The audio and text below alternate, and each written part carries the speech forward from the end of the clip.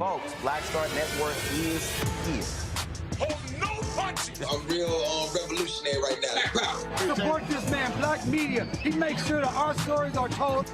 Thank you for being the voice of Black America, Roland. Stay black. I love y'all. All momentum we have now, we have to keep this going. The video looks phenomenal. See, there's a difference between Black Star Network and Black-owned media and something like CNN. You can't be Black-owned media and be scared. It's time to be smart. Bring your eyeballs home. You dig?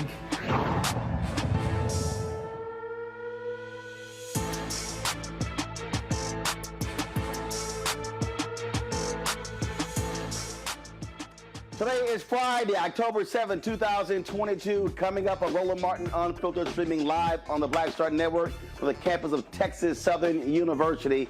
Folks, we are less than 35 days from the November midterm elections. Huge implications as to who controls not only the U.S. Senate, the U.S. House, but also crucial state races, gubernatorial races, state house, state senate, local races, all of that. We are talking election today here in Texas. We were in Georgia on yesterday.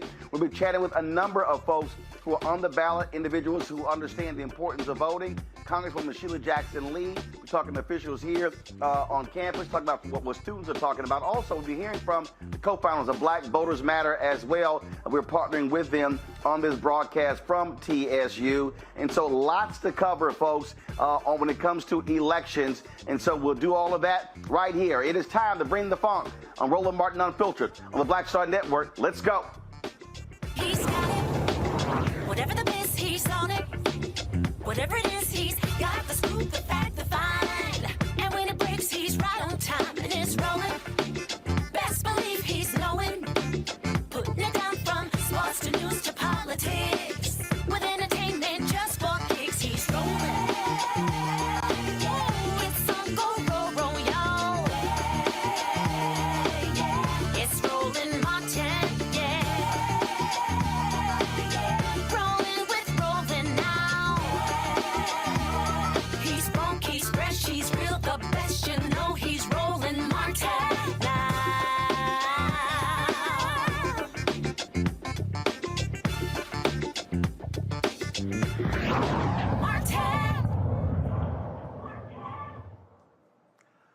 All right, folks, it is good to be back home in Texas. My high school, Jack Yates, right across the street. We're on the campus of Texas Southern University in the Barbara Jordan Mickey Leland school here. Of course, two distinguished graduates, both former members of Congress. One of them, the first black woman elected to Congress since Reconstruction.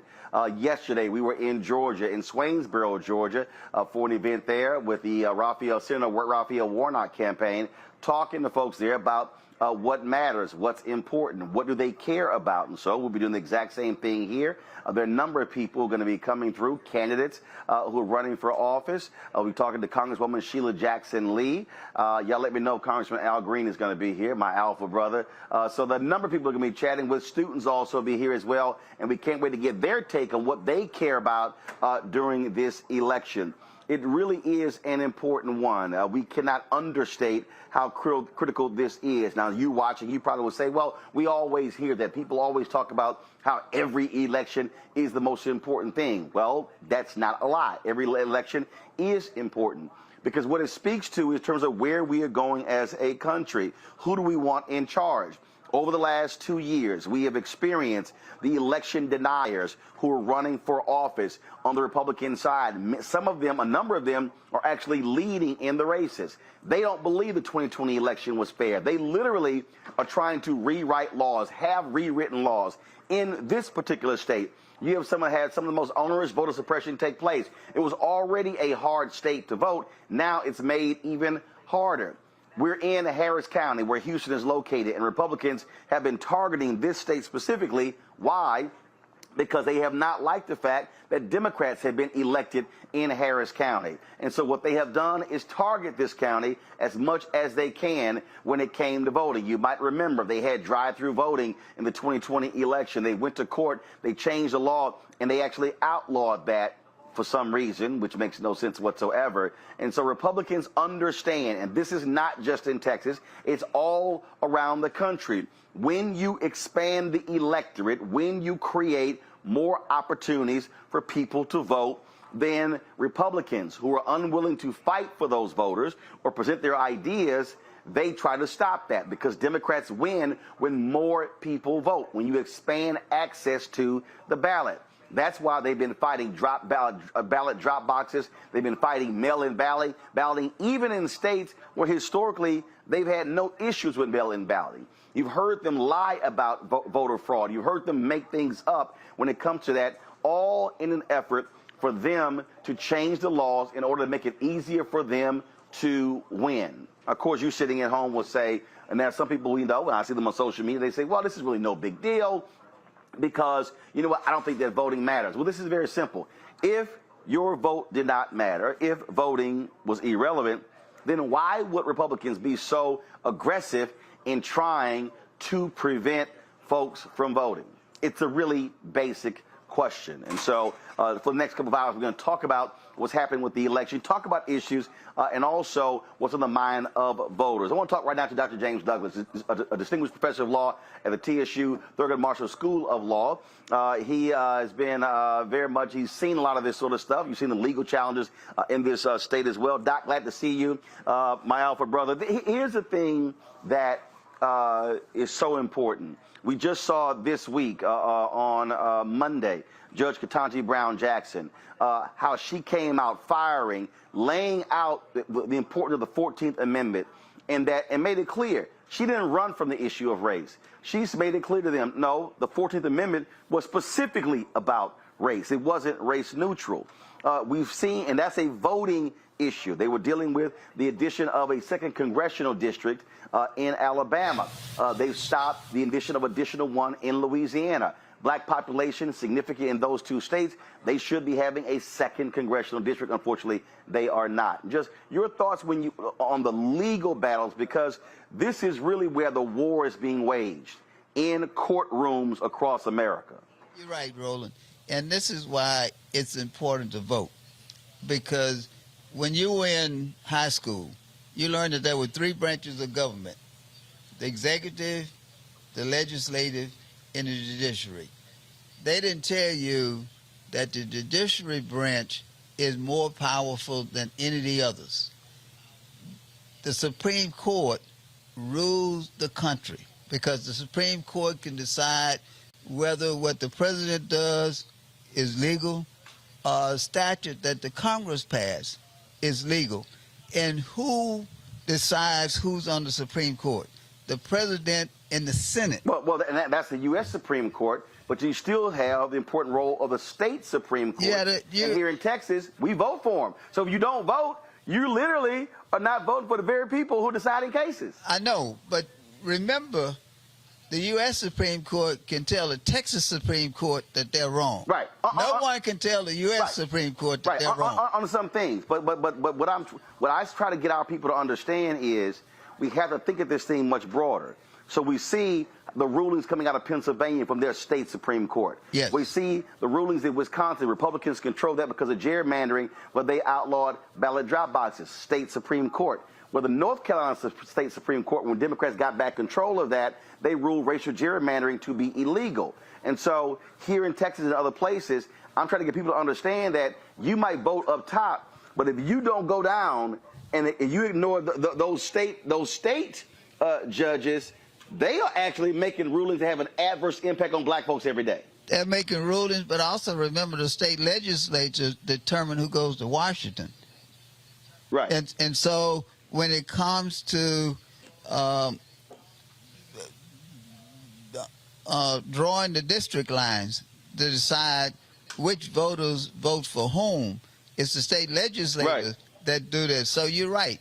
Local politics is extremely important. All voting is important because all voting affects our everyday life. Mm-hmm. And people who don't vote then shouldn't be complaining about what happens with their everyday life. That's why it's important for everybody to go out and vote. Because if you don't vote and make your voice heard, then the other people and I'm talking about the white people, especially the white racists, they're going out and putting people in office that will do what they said. One of the things Donald Trump did was he told his constituents when he was running, these are the people I'm going to put on the Supreme Court, and this is what they're going to do. And they're doing what he said they were going to do.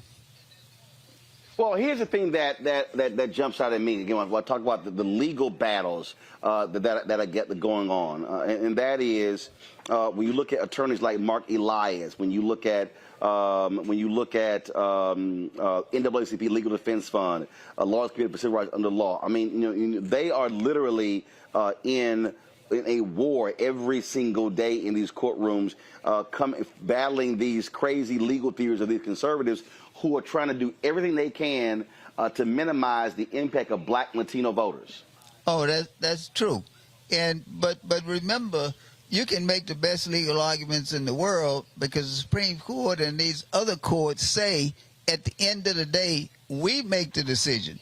It has nothing to do with whether or not the argument you make is the most logical argument. We make the decision. And so we have to make sure that we put the right people on the court so that those people are making decisions that keep us a part of the process rather than remove us from the process. Have you seen an uptick, if you will, of students who are interested in civil rights law? Yes. Yes, but the problem is they don't really understand it. What do you mean? They're interested, but they don't really understand it because they don't understand the history behind it all.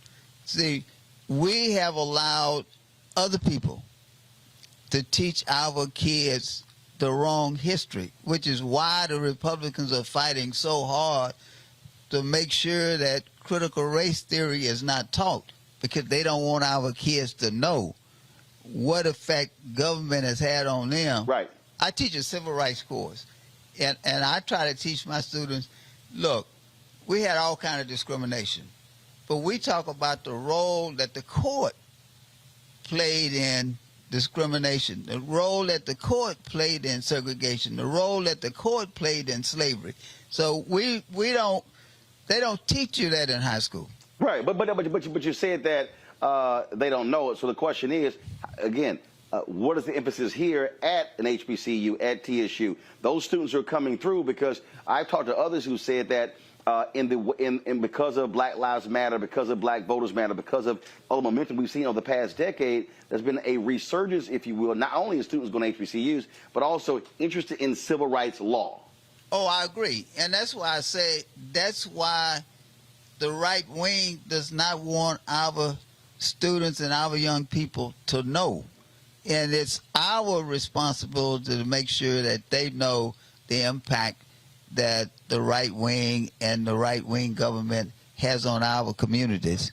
So yes, we have a lot more young people now who are interested in politics, who are interested in voting, and understand the importance of voting. Absolutely. Well, Dr. Douglas, always good to see you. We certainly appreciate it. Thanks a lot.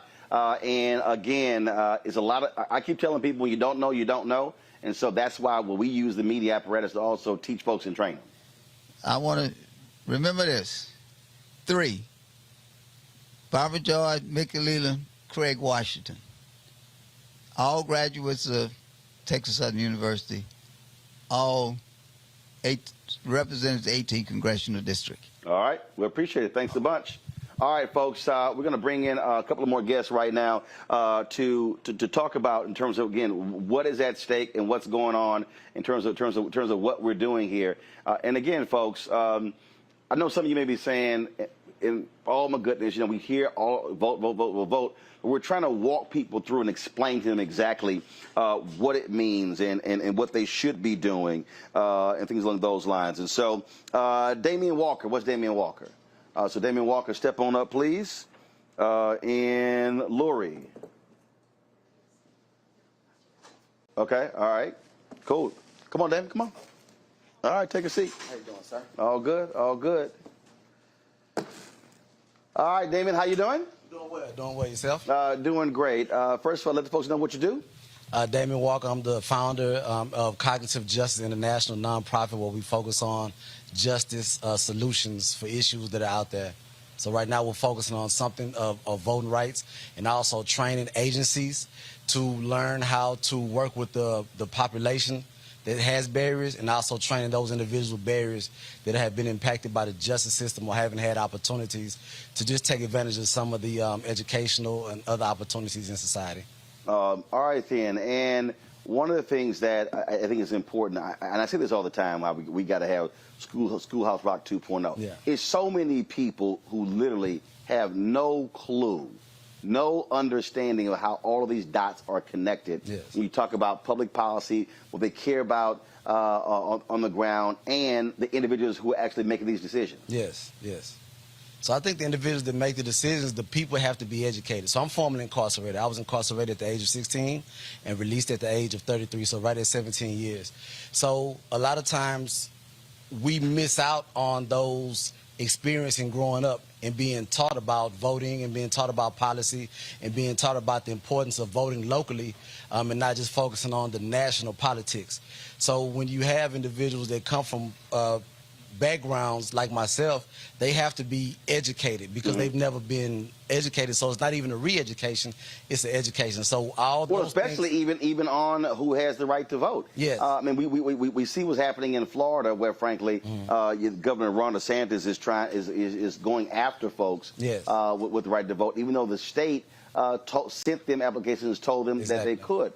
And so now folks are trapped into that. We saw that happening with a brother who was actually in line on this campus for forever. And then all of a sudden they came after him by saying, oh, he wasn't really authorized and wasn't allowed to vote. So it's understanding what is your status, even if you're out of jail or prison, and if you are able to vote so you don't get into further trouble, because we see Republicans are actually targeting the formerly incarcerated. You have to understand the voting rights and the voting laws in your state. So, for instance, Texas, if you are off parole, off probation, or you have been exonerated from a crime, you immediately get your voting rights back. And if you come from TDC, which is our state prison system, once you are released off parole, they will send you a registration card. So you basically have to understand the voting rights in your state. That's what's most important. Absolutely. Yes. And those training sessions, how have they gone? And how many people have you reached? How many people have you touched? I think because I partner with certain agencies, the focus is probably over the last year, maybe close to 1,000, because we partner with other agencies. There's one agency here in Houston that they actually go into the jails, Harris County Jail, and they register individuals to vote. And now they've made Harris County Jail 701. They've made that a polling station, so the men and women would come down once they register to vote and they're eligible. They would come down in a jail in Harris County to vote. And we're seeing other states who are now understanding this, who are making efforts to expand and provide opportunities for the formerly incarcerated to vote. But again, it's still a struggle, and I keep telling people it's based upon your state. They may be watching what's happening here or in Florida somewhere else, but your state may be totally different. Yes. So you have to focus on your state, because if you don't, you'll get frustrated, and then you'll frustrate the masses, because there are people that want to vote. When I got my voting rights back, I felt like a citizen. So there are individuals that actually want to vote. In Harris County, 1,500 people become eligible to vote, register to vote every year. But there's not a focus on those individuals. We call them the forgotten voter. Nobody's really reaching out to them. Nobody has a campaign for them. So it's on individuals like myself and other individuals that know to be able to educate these men and women that you can vote in your state. But that information has to be made more. I'm one person, and if it's 15 other people, but nationally or even throughout Texas with the certain agencies, there are thousands of people that are focused on people that already are able to vote. So just think, 1,500 every year become available to vote. What happened over the last 5 years? What about those individuals that didn't vote over the last 5 years in Harris County alone? So what is the argument that you make? What do you say to someone who says, all right, Damien, look, I mean, that's great, you got yours, and they may have it, but they're just not interested and don't care. So, you know, what are you saying to them specifically, trying to get them to understand that not taking advantage of it, you actually are making your situation worse? I would ask them, what do they care about? Like, that's what you have to ask somebody who's saying that they don't care. What do you actually care about? Is it your family? Is it your neighborhood? Is it school districts? What do you actually care about? And then we'll focus on that. But again, it comes down to educating them. There's no such thing for education about voting or re-education when they never got the initial education. So you really have to go ground level, as the professor was saying earlier. You have to go ground level on some of these individuals and some of these populations. It's not just individuals, it's populations. There's groups of people in Houston, around the nation, who just don't understand the power that they have or the influence that they have in their area. And educate them to start right here where you live at. That's what's most important. All right, then, Damian Walker, we appreciate it. If folks want to get more information on your organization, where'd they go? You can go to CJI, Cognitive Justice International, so CJI.name, CJI.name. All right, sure appreciate it. Thanks a bunch. Thank you, sir. All right, folks, when we come back, we're going to go to break right now. When we come back, we're going to continue our conversation here in the campus of Texas Southern University. We'll also be talking to some of our experts as well, like Lurie Daniels Favors. This is, again, a huge, huge issue, and so we're focusing on this election, on voting, and how it impacts you. And trust me, this game on, folks, because the other side, we know exactly how hard they are fighting to keep many of us from not accessing the ballot box. You're watching Roland Martin Unfiltered here at the Black Star Network. Don't forget to download the Black Star Network app, available on all platforms: Apple phone, Android phone, Apple TV, Android TV, Roku, Amazon Fire TV, Xbox One, Samsung Smart TV. You can also support us with our Bring the Funk fan club. Your dollars make it possible for us to do what we do. So you can see and check in money orders to P.O. Box 57196, Washington, D.C. 20037-0196.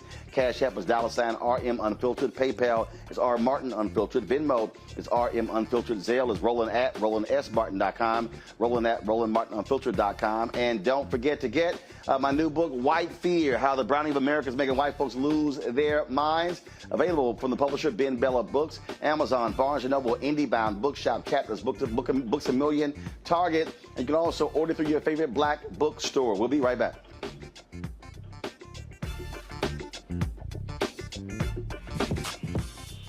When we invest in ourselves, our glow, our vision, our vibe, we all shine. Together, we are black beyond measure.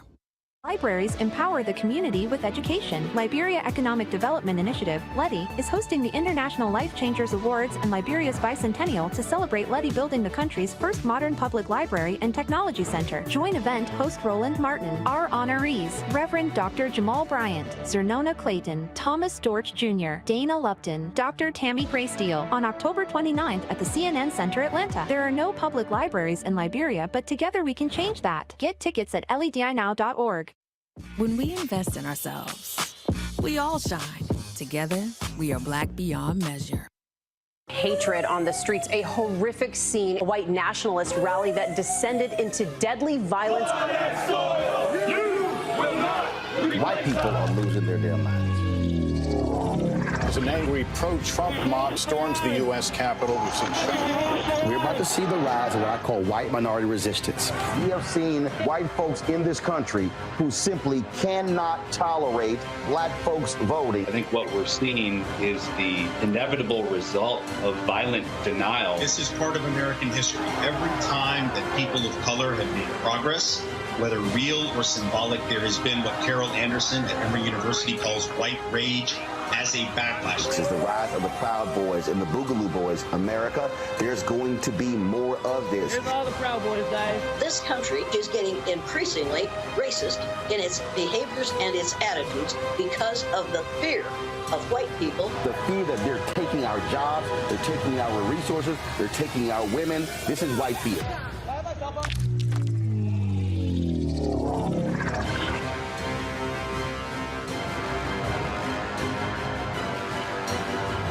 It's Kim Whitley. Yo, what's up? This your boy Ice Cube. Hey, yo, Peace World. What's going on? It's the Love King of R&B, Raheem Devon, and you're watching Roland Martin Unfiltered.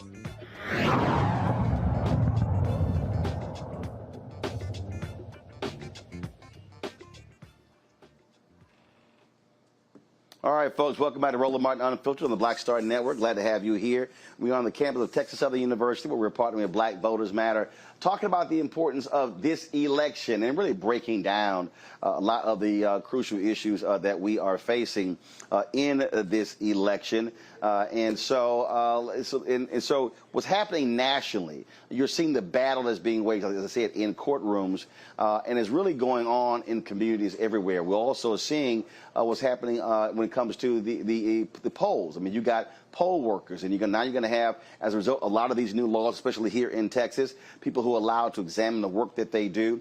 All this is after the big lie in Donald Trump and the MAGA folks after the 2020 election, when he simply got mad because he lost. And yeah, take the L. But no, he refuses to do so. So what Republicans did while in power, they then begin to use that power to begin to change election laws, even in states where he won, like here in Texas. You're talking about change laws in Georgia. We've seen it in Arizona, in Iowa, a number of states, Florida, all across the country. And so this is a concerted effort that we're seeing all across this nation. All right, folks, joining us right now is Lori Daniels Favors. First of all, she, of course, has this radio show on Sirius XM every single day. But that's where she moonlights. She has another job, of course, where she is very much involved in these legal matters. And so she'll tell us about that. Lori, what's happening? Hey, Brother Roland, how are you? Good to be with you again, sir. Indeed, indeed. So glad to have you here. So, so first and foremost, I talked about what is happening all across the country. Talked about, not just the changing of the laws, but how they are now unleashing folks to target poll workers, individuals like my parents who they've been doing this for years, but now all of a sudden we saw how they were attacking them. The woman testified before the January 6th committee, how they were putting their names out there and they were getting death threats. And so there are poll workers, many of them who are elderly, a lot of them who are African American, and some have said, I'm not wasting my time even working these polls because I don't want to be attacked just for being a public servant. You know, what we see when those things are happening and when we're seeing people all across the country who are intent on making it dangerous for poll workers, who are intent on making it difficult for ballots to be counted, all based on the big lie, what we're really seeing is the continuation of centuries of developing expertise in how to intentionally exclude Black people from being able to vote, or as I like to call it, from being able to pick the king. And so this is really more of what we've seen in decades gone past. Those of us who are part of Gen X or younger, some of this feels a little strange because we've had these nearly 60+ years of integration. And during integration, we were supposed to have done away with some of those white nationalist efforts. But the reality is that we now have an entire segment of our population, of the American population, that has come out of the racist closet, and they're willing to not just spout their beliefs verbally, but they are also willing to take action, which is why we need not just leadership from the federal government, but we need to make sure that the boards of elections in states and municipalities, that governors and that legislative bodies all across the country are taking action to ensure the sanctity, the physical sanctity, not just of our poll sites, but of our poll workers as well. I mentioned with Dr. Douglas the legal battles, and I really don't think the public really understands this war that's being waged. I mean, it is literally being waged on all fronts, on every issue. We're talking about now in Georgia how they change the law where anybody can challenge thousands of registered voters. And now you've created this laborious task to actually prove it, and they are removing people from the voting rolls. That's right. And what I always like to remind people is when we see language like that, what they mean is any white person can challenge a ballot, right? Because I would love to see a bunch of brothers and sisters and family and friends from our communities go into some of these other spaces and try to challenge votes, try to raise an issue about the sanctity or the validity of the voters in those communities. And we know how that's going to turn out. So for our brothers and sisters who are living in communities or living in states or jurisdictions that are governed by folks like Brian Kemp, who hopefully will not be a governor for much longer. But when you're living in a community where basically one party has decided they want to return to not the 1860s, but the 1760s, the 1660s when it comes to whether or not Black people will be able to pick the king, then we need to make sure that in addition to getting souls to the polls, that we are also training young people to stand up. And as much as I do not want to see our elders step down from these positions, I love poll workers. The elders there, I feel like it's one of the spaces where intergenerationally we still connect.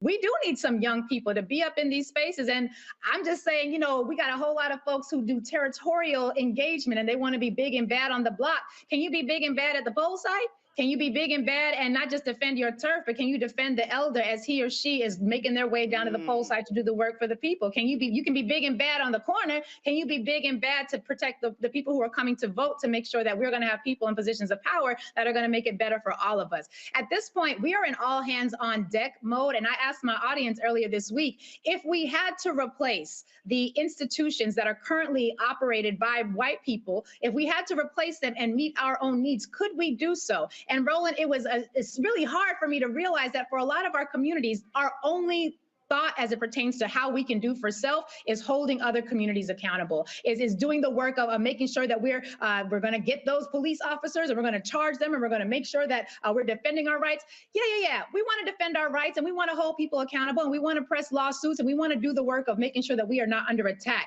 But we also have to take on the other side of that mantle, which is doing for self, organizing our own communities, our young people to get to the polls, creating our own community watches. Every other community does a community watch. We should be engaged in community watch for protecting our voters and protecting our ability to cast the ballot, because the reality is we are participating in determining who is going to sit in that king position. And if we're not going to be as serious about that as some of us are about defending territory that we don't even own, then what are we really doing?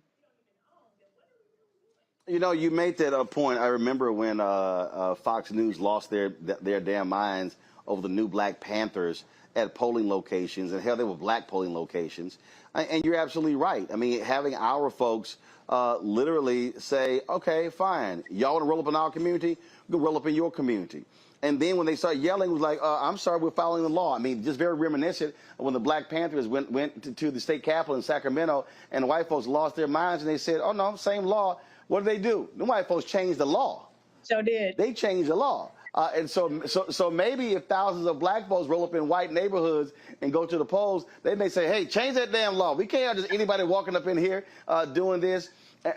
And you're right, for all these keyboard gangsters out there, the people who sit here and whine and complain, in terms of, okay, what y'all gonna do? And and I know some of them get mad at me right now. So all you FBA, ADOS, B1 people, where y'all at? Y'all got smoke for everybody else who want to do something. When y'all going to show up and actually organize yourselves and say, fine, this is how we're going to do it? Yeah, I said it.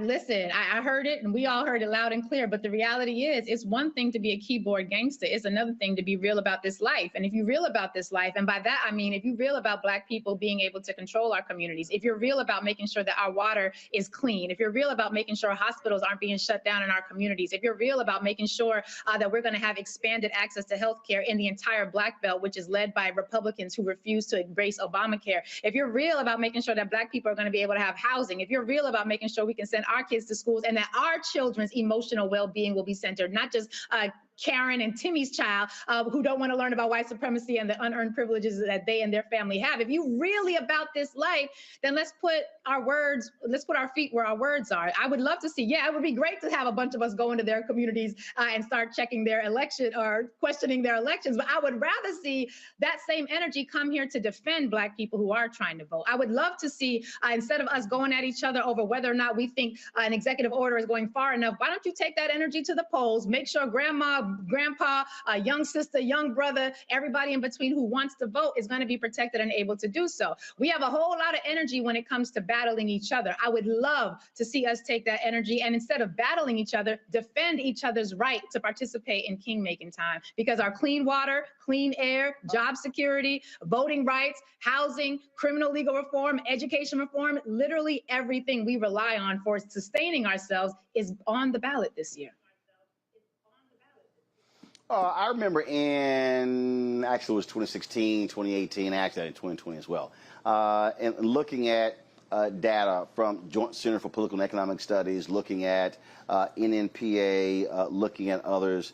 When the question was asked, are you enthusiastic or are you likely to vote? And so when you begin to look at that chart, black folks, 65 plus, highest, their whole deal is like, yeah, we doing it. In fact, I remember when Melanie Campbell and the National Coalition on Black Civic Participation had one of their phone banks. One of the workers, I forgot the state they called, and it was a old black woman called. And she's like, baby, look, I don't need y'all calling me. I don't need y'all calling me, asking me about election day. She said, my son coming to pick me up at this time, take me to the poll, and bringing me back home. She said, y'all should be calling somebody else. And the woman who was called, she cracked up laughing, but she literally was like, baby, I don't need you calling me. She's like, I got this.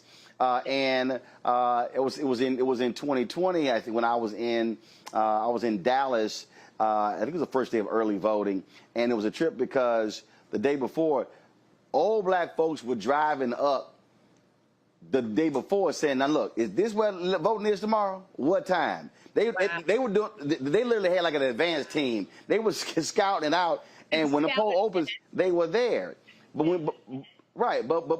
when you look at the data there, as you go down 65 plus, and then with 55 plus, and then when you go down to 45, 55, then you go 35, 45, and you keep going down, that number gets lower and lower and lower. And the reality is the two largest groups of people right now, population-wise in America, are 18-35. That's the two lowest groups. So the question is, your message, your institute's there on Medgar Evers campus.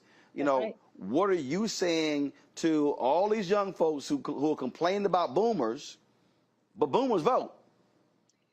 Here's the thing, and this is something that one of my team members at the Center for Law and Social Justice at Medgar Evers College, where I do my real job, not my moonlighting job, I'm serious. One of the things that he says, Isaiah, shout out to him, he always says that, listen, if you're in that 18 to 35-year-old group and you're not going to vote, be cool and be clear with the fact that the people who are 65, 85, 95, they're going to vote. If you have an 85-year-old person who's voting, who's going to be making decisions, I don't mean to be crass about this, but the reality is the 18 to 35-year-old community is going to be living with the decisions that 85-year-old voter casts a whole lot longer than the 85-year-old is.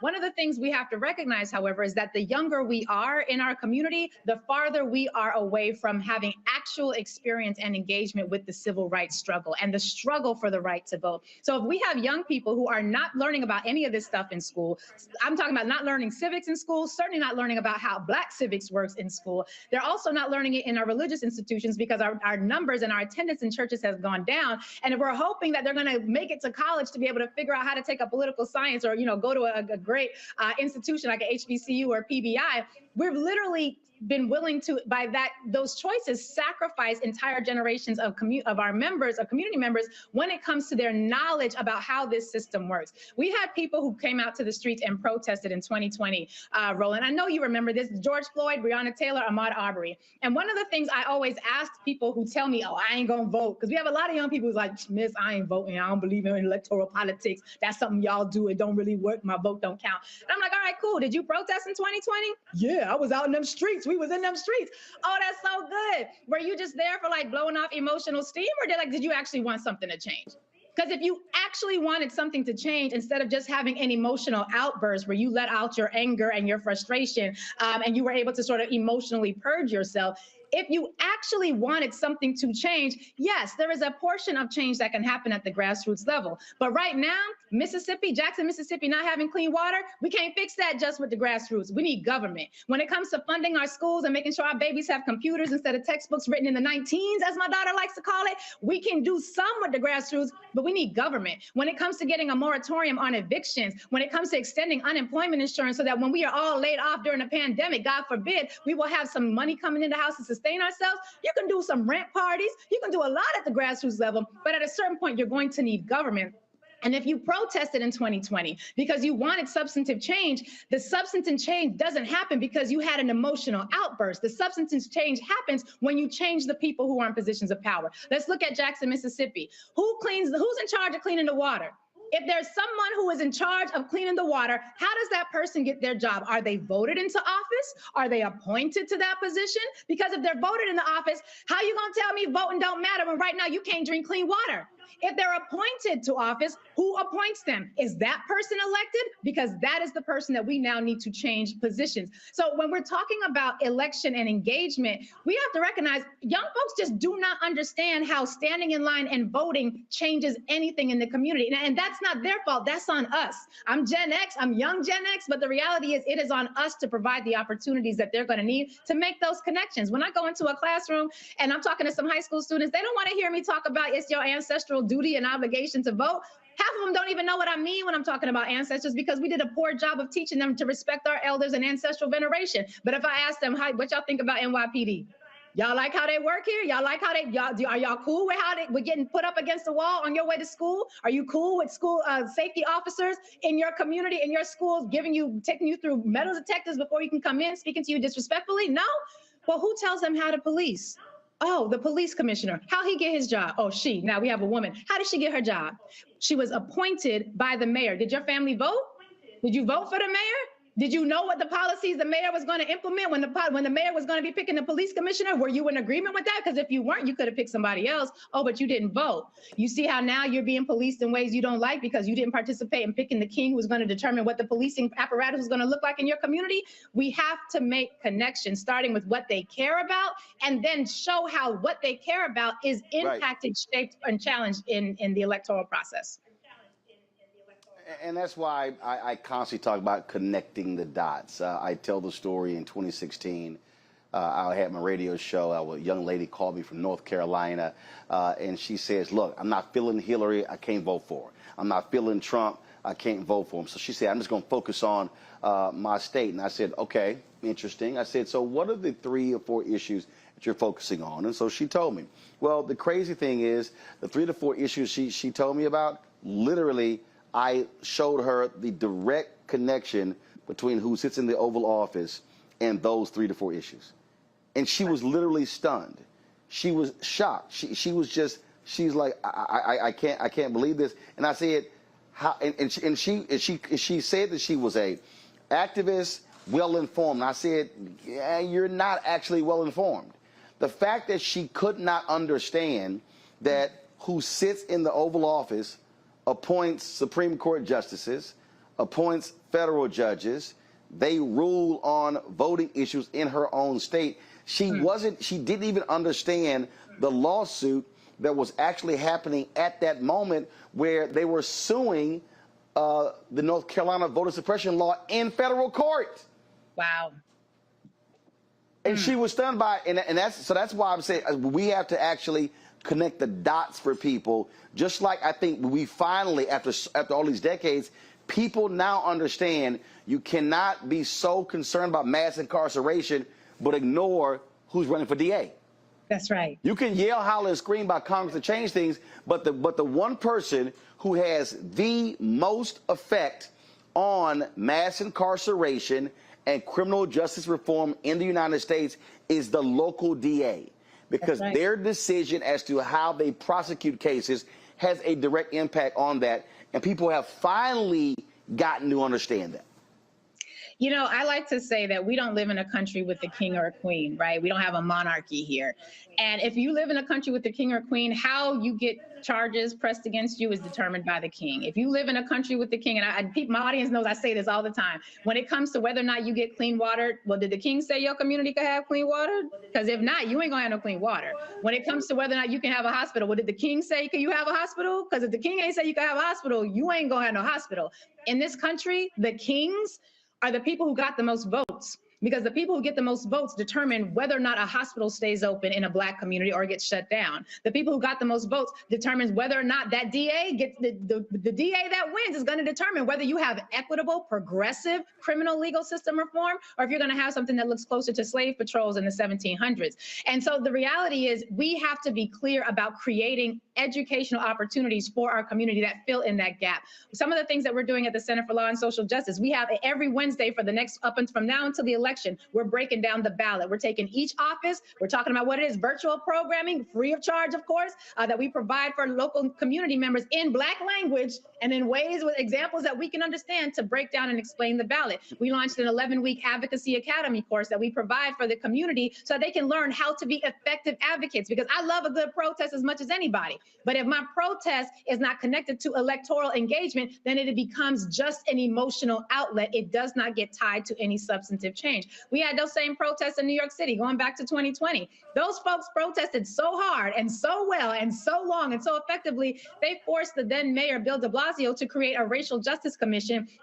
Full disclosure, I'm one of the commissioners. Out of that commission, we put together 3 ballot proposals that are going to put the city on a path forward to embracing racial equity as a central governing paradigm. 3 proposals, and it's beautiful. We had hearings, we had testimony, all triggered by protests. But if New Yorkers don't come out and vote for them, then it all becomes theory. The protests could lead to substantive change if people understand that that substantive change requires them to go to the ballot box and actually vote on the proposals, vote on the people who are in alignment with what it is that you want. And I'll just share this. I had a guest on earlier this week, Kelly Huff, and she made it real clear. She said, how am I supposed to trust you? You talking about you want to be a part of the revolution, and you bout it with the revolution, and you ain't gonna stand in line for half an hour and cast a ballot. Like, are you really dependable? How much can we actually depend upon you? So in addition to making sure our people understand how to connect the dots, we have to give them pathways forward that lead them from my frustration and my anger and my concern with the lack of my needs being met to actually engaging in the process in ways that will provide meaningful change for them.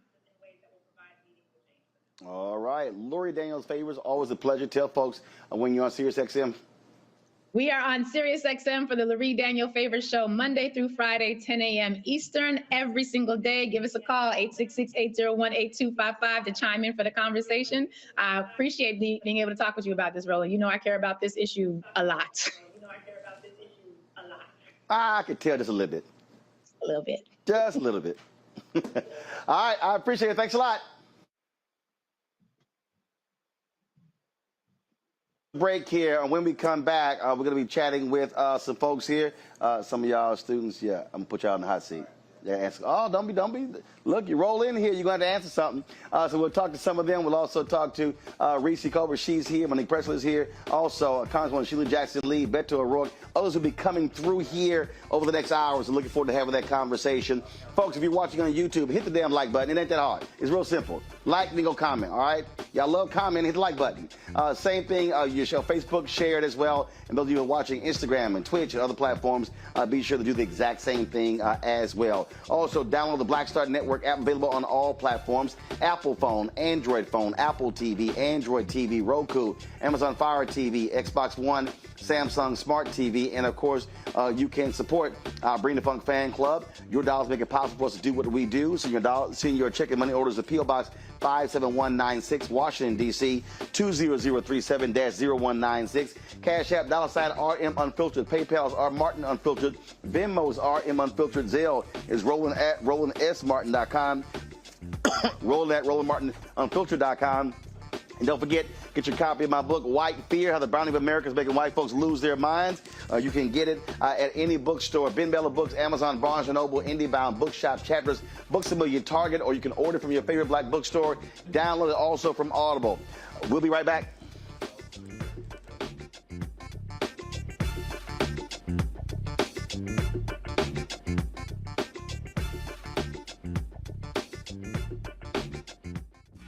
When we invest in ourselves, we're investing in what's next for all of us. Growing, creating, making moves that move us all forward. Together, we are Black beyond measure. Libraries empower the community with education. Liberia Economic Development Initiative, LEDI, is hosting the International Life Changers Awards and Liberia's bicentennial to celebrate LEDI building the country's first modern public library and technology center. Join event host Roland Martin. Our honorees: Reverend Dr. Jamal Bryant, Zernona Clayton, Thomas Dorch Jr., Dana Lupton, Dr. Tammy Graysteele, on October 29th at the CNN Center, Atlanta. There are no public libraries in Liberia, but together we can change that. Get tickets at ledinow.org.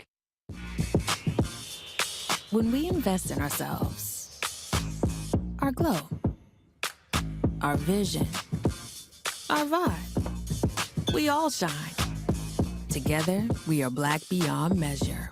I'm Deborah Owens, America's Wealth Coach, and my new show, Get Wealthy, focuses on the things that your financial advisor and bank isn't telling you, but you absolutely need to know. So watch Get Wealthy on the Black Star Network.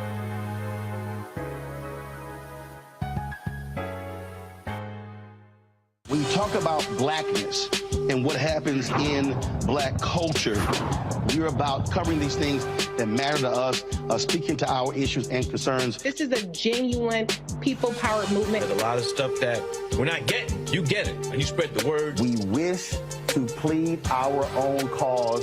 Too long have others spoken for us. We cannot tell our own story if we can't pay for it. This is about covering us. Invest in black-owned media. Your dollars matter. We don't have to keep asking them to cover our stuff. So please support us in what we do, folks. We want to hit 2,000 people, $50 this month, raise $100,000. We're behind 100,000, so we want to hit that. Y'all money makes this possible. Check some money orders. Go to P.O. Box 57196, Washington, D.C. 20037-0196. The Cash App is $RM Unfiltered. PayPal is R Martin Unfiltered. Venmo is RM Unfiltered. Zelle is Roland at RolandSMartin.com. My name is Charlie Wilson. Hi, I'm Sally Richardson Whitfield. And I'm Dante Whitfield. Hey, everybody, this is your man Fred Hammond, and you're watching Roland Martin, my man, Unfiltered.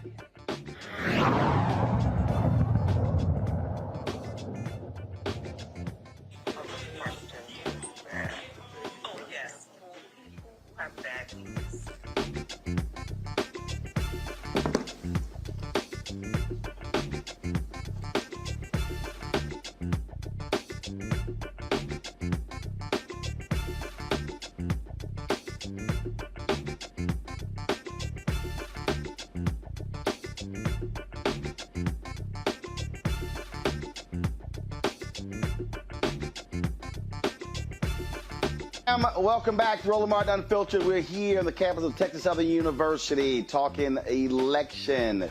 Huge elections coming up, not only in this state, but all across the country as well. Getting the thoughts of various folks while we are here. We're joined right now by a couple of TSU students. All right, who you with? Hello, I'm the president of the Black Law Student Association at Thurgood Marshall School of Law here at Texas Southern University. Okay, you and Christian Wolford. Right, might want to give your name. Right? Yeah, Christian Wolford. All right, you left something out. You left something out. Other than who I am? You left something out.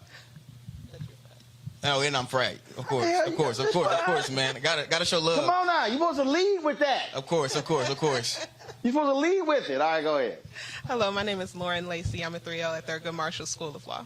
All right, then. All right, so first question. When it comes to this election, what do you care about? I care about making sure that we have somebody that represents us as a people, making sure that the things that we embody as a people are being put forward. Such as the inequalities that we experience every day. I mean, I feel like you have to have somebody that really looks at those things and actually puts that forward. And so the main thing I'm really looking for in a candidate is, I guess you could say, just somebody that really just cares about the people. You know, because sometimes you get a lot of this artificial, kind of talk and stuff. And I just feel like that's kind of the things that we've been getting in the politics lately. But I want to make sure we get somebody that cares about us and that feels like they're genuine about what they're saying for the most part. I care about gun safety.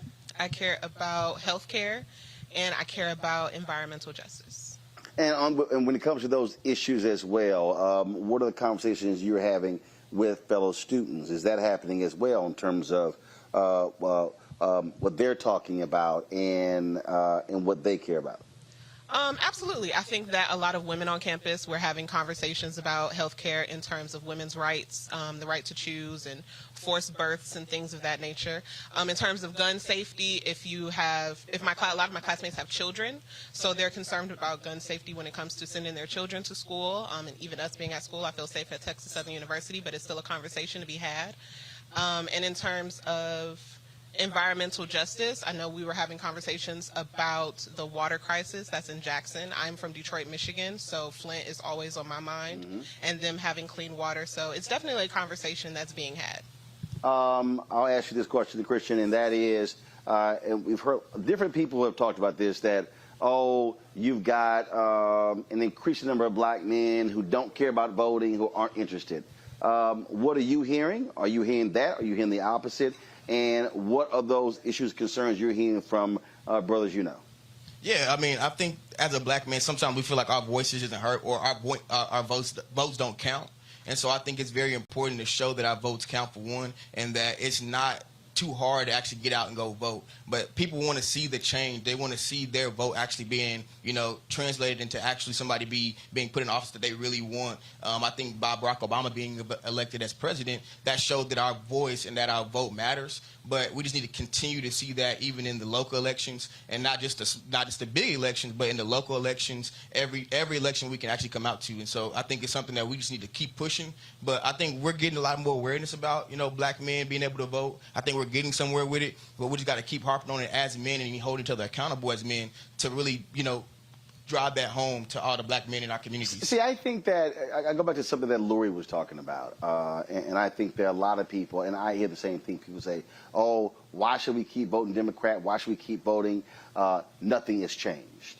And what I keep reminding people is that the folk who get stuff aren't just the folks who vote, but the ones who also show up to press those who vote after the election.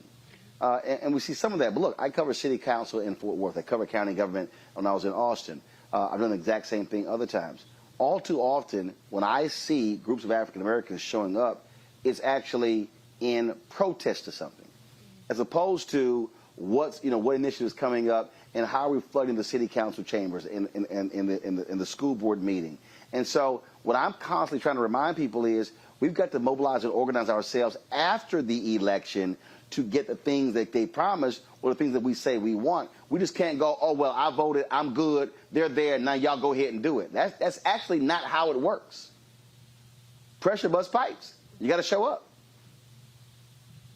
Go ahead, comment. I agree. I do think that you have to show up, but I think that, as Professor Douglas was saying, you have to have that initial education, but I think what we also have to consider is communication. I think I was listening to a podcast, I forget which one, it's probably NPR or something, and they were talking about how when they had an issue, there was a phone tree, and that phone tree went out to inform the parents at the school of whatever issue was happening. So I think that there are people in the community that are implementing different methods and different ways that we can keep one another informed, and I just think that we all together need to make sure that we're tapping into that outside of protests and outside of social media. As you said, connecting the dots is really important, but we have to, in doing that, make sure that we're informing people of what the dots are. So I think enhancing communication, I think, will definitely help with that issue. Well, and that's also where I tell folks, we also have to be honest about what we listen to, who we listen to, and what we're reading as well. And I get, it trips me out when people say, man, I sure wish we had some folks who are discussing this stuff every day, which is what we do for 4 years. And they go through this, and then they go, oh, I didn't realize that. Okay, just say you didn't realize that, but don't say you didn't, I couldn't find this. It was, and that's what probably drives me crazy the most, because, look, there's information out there. People are doing this every single day, but you have to have a willingness to actually step out there and actually get the information. That's what you got to have. Yeah, and I mean, I think the thing that we start to see in our community sometimes, we get so bogged down in everything that we have in our day-to-day lives, and we get so caught up in what we were used to growing up, sometimes being able to transition over into actually getting into these podcasts and get onto these calls and being able to get into these these meetings and stuff like this is important, because, you need to get outside of your comfort zone. And so sometimes it takes, some injustice or anything of that nature to actually pull it out of people to want to get on these podcasts, to want to get into, these type of streams and these live streams, because we're just not interested if it doesn't actually affect us personally. And so sometimes we have to get out of that, and we have to actually start figuring out ways that we can actually, touch us personally outside of just, what we see, as injustice. Well, but I think there's some things though that touch us, but it's not always like it touches me directly, because I think it touches us indirectly, and I just think that if we wait for something to touch us directly or personally, then we're making a huge mistake. Look, I was highly critical of all these white women who showed up outside the Supreme Court after Roe v. Wade, when we had all these black groups who were protesting for the For the People Act and for the John Lewis Act, and it was largely black folks who were out there. And I'm like, oh, what? Like, oh, y'all showed up. Y'all know how to roll up on places now, huh? And that's a perfect example. It's like, so, well, you showed up after they overturned it, but this is where you should have been before they ever overturned it. And so I keep telling people, stop waiting, stop playing defense, stop waiting after the fact. You know, same thing, Lori made this point, and I've said this well, when it comes to all these people who were at George Floyd protests. The same folk, when we were talking then after the fact for those various bills, George Floyd Justice Act, there should have been the amount of energy put in the George Floyd protest, there should have been the same energy into the protest to get the George Floyd Justice Act passed. Same thing. But again, a lot of folk are, as she said, operating on emotion, as opposed to, are you in this for the long haul, or you simply in it for this quick high, and now you can just post on social media you went to a protest. That's what drives me crazy. Okay, you laugh, because you know I ain't lying, because you like... I don't think you're lying. However, I do think I'm black, obviously. So for black people, a lot of people are in survival mode. They wake up in the morning, they go to work, they grinding, you know? So I think pocketbook issues and those issues that touch them directly are the triggers for them to become involved in politics and say, okay, what happened? Whose fault is this? So with connecting the dots in terms of education, I think we really have to say, hey, this is an issue, a pocketbook issue that you're having. This is who we're... No, I get pocketbook. You know? I get pocketbook, but I purposely use the George Floyd example. Okay. That wasn't pocketbook. And we're talking about millions of people in cities all across the country. But when Congress was actually debating and actually negotiating the George Floyd Justice Act, you didn't have 1% of the protest. And I believe that had 25% of those protests took place to get the law passed, it would have put the amount of pressure needed on Congress to get it done. But when they didn't see pressure, they were like, oh, we good. We ain't got to really do it. And that's what I'm saying. And so I think we have to constantly challenge people. Same thing when it comes to voting. Yes, we want you to vote. But we also want to see you do something when the election is over. Because that's actually how things get done after the fact. And I think we got to keep preaching that. And there's so many people who talk about we need this, and they've actually never stepped foot in a school board meeting, a council meeting. You got to go where the power is. You can't just yell and scream how I want something and not go where the power is to actually get it. That's what I'm saying right there. Final comments. Yeah, 100%. And I mean, in closing, I feel like that goes back to educating everybody about what the power lies, where the power lies, and what power we actually have. And so we all want to be there in the big protests and the big rallies, and it looks good, and you know everybody's all hyped up. But like you said, the real action happens behind the scenes, or when you actually go to make those votes. And so we actually have to educate our people on what is going to be in the legislation, what is being passed, what we need to vote on, what is actually at stake, what's the big controversy, because sometimes we don't even really understand the true controversy behind some of these decisions. The Dobbs decisions, people don't really understand the true controversy behind some of these decisions. And so I think the education and being able to give people the actual security that, you know, hey, what you're feeling is okay, but let's try to put this in a way that actually we can make a difference. And so some people don't feel like they're qualified to make a difference. They don't feel like they're qualified to be in those meetings. They don't feel like they're qualified to even go, you know, to even vote sometimes. And so I think that we need to give people that security to do that as well. Thank you. The Barbara C. Jordan chapter of Black Law Student Association will be here at Texas Southern University in partnership with Hall YP to register people to vote on Tuesday, October 10th. So please come out and see us. Please get registered to vote. I hope that by watching the show and having this conversation, you are empowered within your right to vote, and that you're gaining knowledge and you're connecting the dots to know that your vote matters. All right, one more. So you can be registering to vote What's the plan of action to get them to the polls? Huh? I'll take whoever to the poll that needs to go. We should do a march to the poll. That's what it sounds like. No, I'm just asking. Yeah. I'm just asking because I was at CBC last week and I posed the same question of the D9 leaders. I'm like, we have all these initiatives to get people to register, but we got, are you going to turn out? And folks are kind of like, that's a good point. All right. So you're sponsoring a bus to the poll? Huh? You're sponsoring a bus to the poll? You said you driving? I'll drive whoever. I'm just saying. I got it. I'm just saying. I'm just checking. All right. I'm just checking. See, you the one what y'all didn't see on camera when I was like, we got some students. She was like, what questions you asking? I did. And I said, whatever comes out of my mouth. And I answered. See, there you go. So why were you initially all?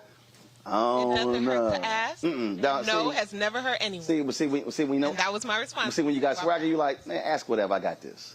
Did I not do a See, good job? huh? I did a great job. Yeah, that's all right. So we're good. It's all right. I mean, we want to thank you, Roland, for having us Thank you. back off to the association, and we're glad to have you at TSU. All right. I appreciate it. Thanks a bunch. All right, folks, got to go to a break. We come back. Y'all hold on 1 second. I got to go to a break. We'll continue having our conversation. I'll be talking to more folks as well. Reese here? Oh, I ain't hear her cussing, so I ain't realize. Y'all, I ain't hear her come in cussing. I ain't realize Reese was here. So I'll be chatting with Reese. I'll be chatting with Monique. And I'll be chatting with Monique, stop talking. I got this. And I'll be chatting with Congresswoman Sheila Jackson Lee as well.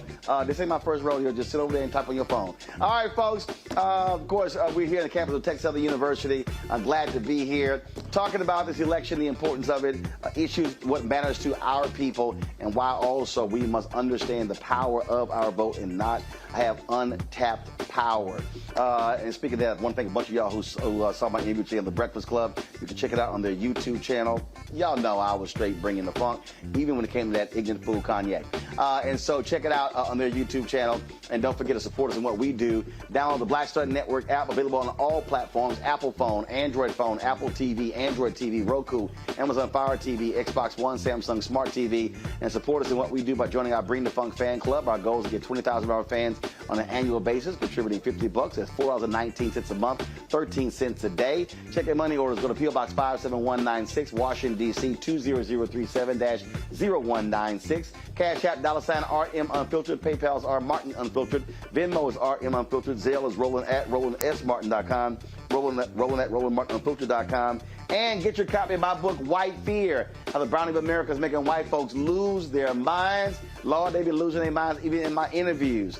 And so we've been having some great ones and some great conversations. And so great chats this week again on The Breakfast Club with my man Sway, Sirius XM, Bevy Smith, and others. You can get it at Ben Bella Books, Amazon, Barnes & Noble, IndieBound, Bookshop, Chapters, Books A Million, Target. You can order from your favorite black bookstore, or you can download it from Audible. We'll be right back. All right, now y'all done. Congresswoman? When we invest in ourselves, we all shine. Together, we are black beyond measure.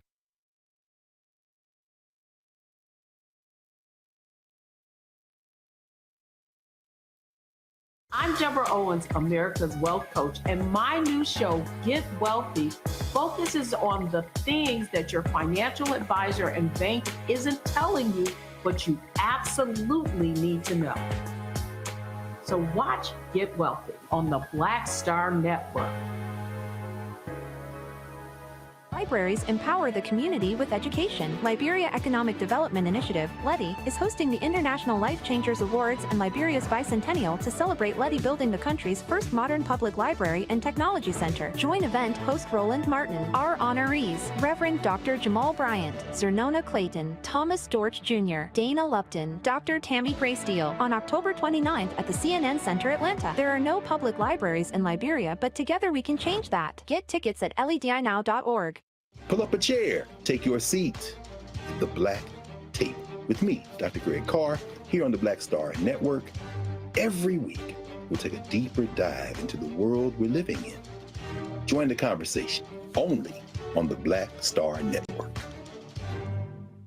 Hatred on the streets, a horrific scene, a white nationalist rally that descended into deadly violence. White people are losing their damn minds. As an angry pro-Trump mob storms the U.S. Capitol, we've seen shootings. We're about to see the rise of what I call white minority resistance. We have seen white folks in this country who simply cannot tolerate black folks voting. I think what we're seeing is the inevitable result of violent denial. This is part of American history. Every time that people of color have made progress, whether real or symbolic, there has been what Carol Anderson at Emory University calls white rage as a backlash. This is the rise of the Proud Boys and the Boogaloo Boys. America, there's going to be more of this. Here's all the Proud Boys, guys. This country is getting increasingly racist in its behaviors and its attitudes because of the fear of white people. The fear that they're taking our jobs, they're taking our resources, they're taking our women. This is white fear.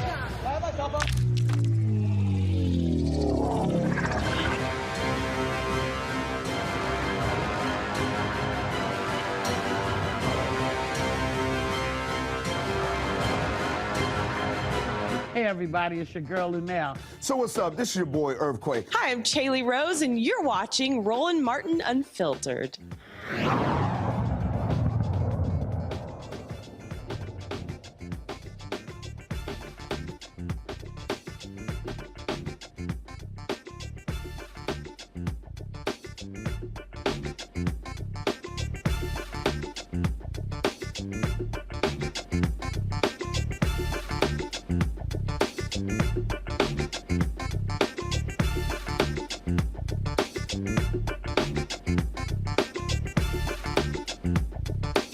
Welcome back to Roland Martin Unfiltered. We're here on the campus of Texas Southern University. Glad to be here. Talk about the importance of voting. Black Voters Matter. They, of course, have the blackest bus in town. They are traveling all around the city and state and the country as well. Of course, registering our folks and also getting them educated on the issues that matter. My next guest, she's one of those folks who fights the good fight in the halls of Congress. Joining us now from H-Town, Congresswoman Sheila Jackson Lee. Congresswoman, how you doing? Roland, I am so excited to welcome you to the historic 18th Congressional District and the doubly historic Texas Southern University, born out of the ashes of segregation when a single student was told by the University of Texas there is no room for you at the end, created out of those historic beginnings, and now having one of the highest enrollments in its history, but still looking upward to be recognized by the state. One of the things that absolutely drives me crazy is when I listen to people and they go, man, Congressional Black Caucus don't do a damn thing. they don't, and Pete, they start going on this whole deal, and then when you correct folks, all you doing is kissing up, that's all your buddies, you trying to save them, and I tell folks all the time, the average person literally has no clue what a member of Congress does. They really don't, okay? And I know when you're going around, you hear people say the exact same thing, and it has to be frustrating when people who literally do not understand what a member of Congress does and the number of things that have been passed by this House that the CBC played a huge role in. Amazing. Billions of dollars. I mean, we can go on and on and on, and folks act like that stuff just happened just because. No, it didn't. It absolutely did not. And you know what? I don't mind taking the challenge of what do we do, and then I have to say back and say, what have you read? What do you look? What do you see? What do you understand? Because civic power comes from civic responsibility. But you know what? I'll try to be empathetic and simply say that I want Black lives to matter and I want black votes to matter. So here's what we do. First of all, the largest amount and continuing amount of dollars to historically black colleges, $2.7 billion just a couple of weeks ago, $500 million in 2021, and more dollars to come. More dollars accessible to the various legislative initiatives that we've passed collectively, but with 57 votes, the Congressional Black Caucus played a strategic role in the negotiation of the bipartisan infrastructure bill. which is the bill with about $700 billion that's going to be in your neighborhood tomorrow or the next day. Well, first, total with $1.2 trillion. That is correct. $700 billion is going to be in transportation. That's correct. And you mentioned HBCUs. That's 228,000 students. That's faculty, that's staff, and where many of these HBCUs are, that's an economic engine in the community as well. Absolutely. Absolutely. Strategically engaged in that. Members of the CBC on the Transportation Committee, sizable but quiet opportunities for MWBEs. We didn't leave that out. Small businesses. We have oversight, all of that.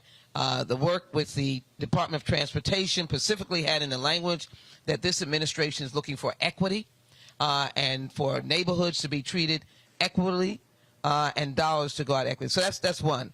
Inflation Reduction Act. It was clearly the Congressional Black Caucus, among many other things, that fought for climate change, but more importantly, environmental incentive, $3 billion that is dedicated to communities of color, which we know that we are the butt side, if you will, the backside of toxicity and contamination in many neighborhoods. Now, that includes contaminated water in Flint, contaminated or no water in Jackson, and contaminated lead water around the country. So we've got $3 billion just out of the Inflation Reduction Act to be able to utilize for communities of color. So that means that, again, when folks are looking at wastewater systems, you're not thinking when you turn that faucet on that what the work CBC made that possible. Clean that I mean, look, I grew up in Clinton Park here in Houston, and I guess for me, I guess the reason why I take it personal, because I had parents who were co-founders of a civic club,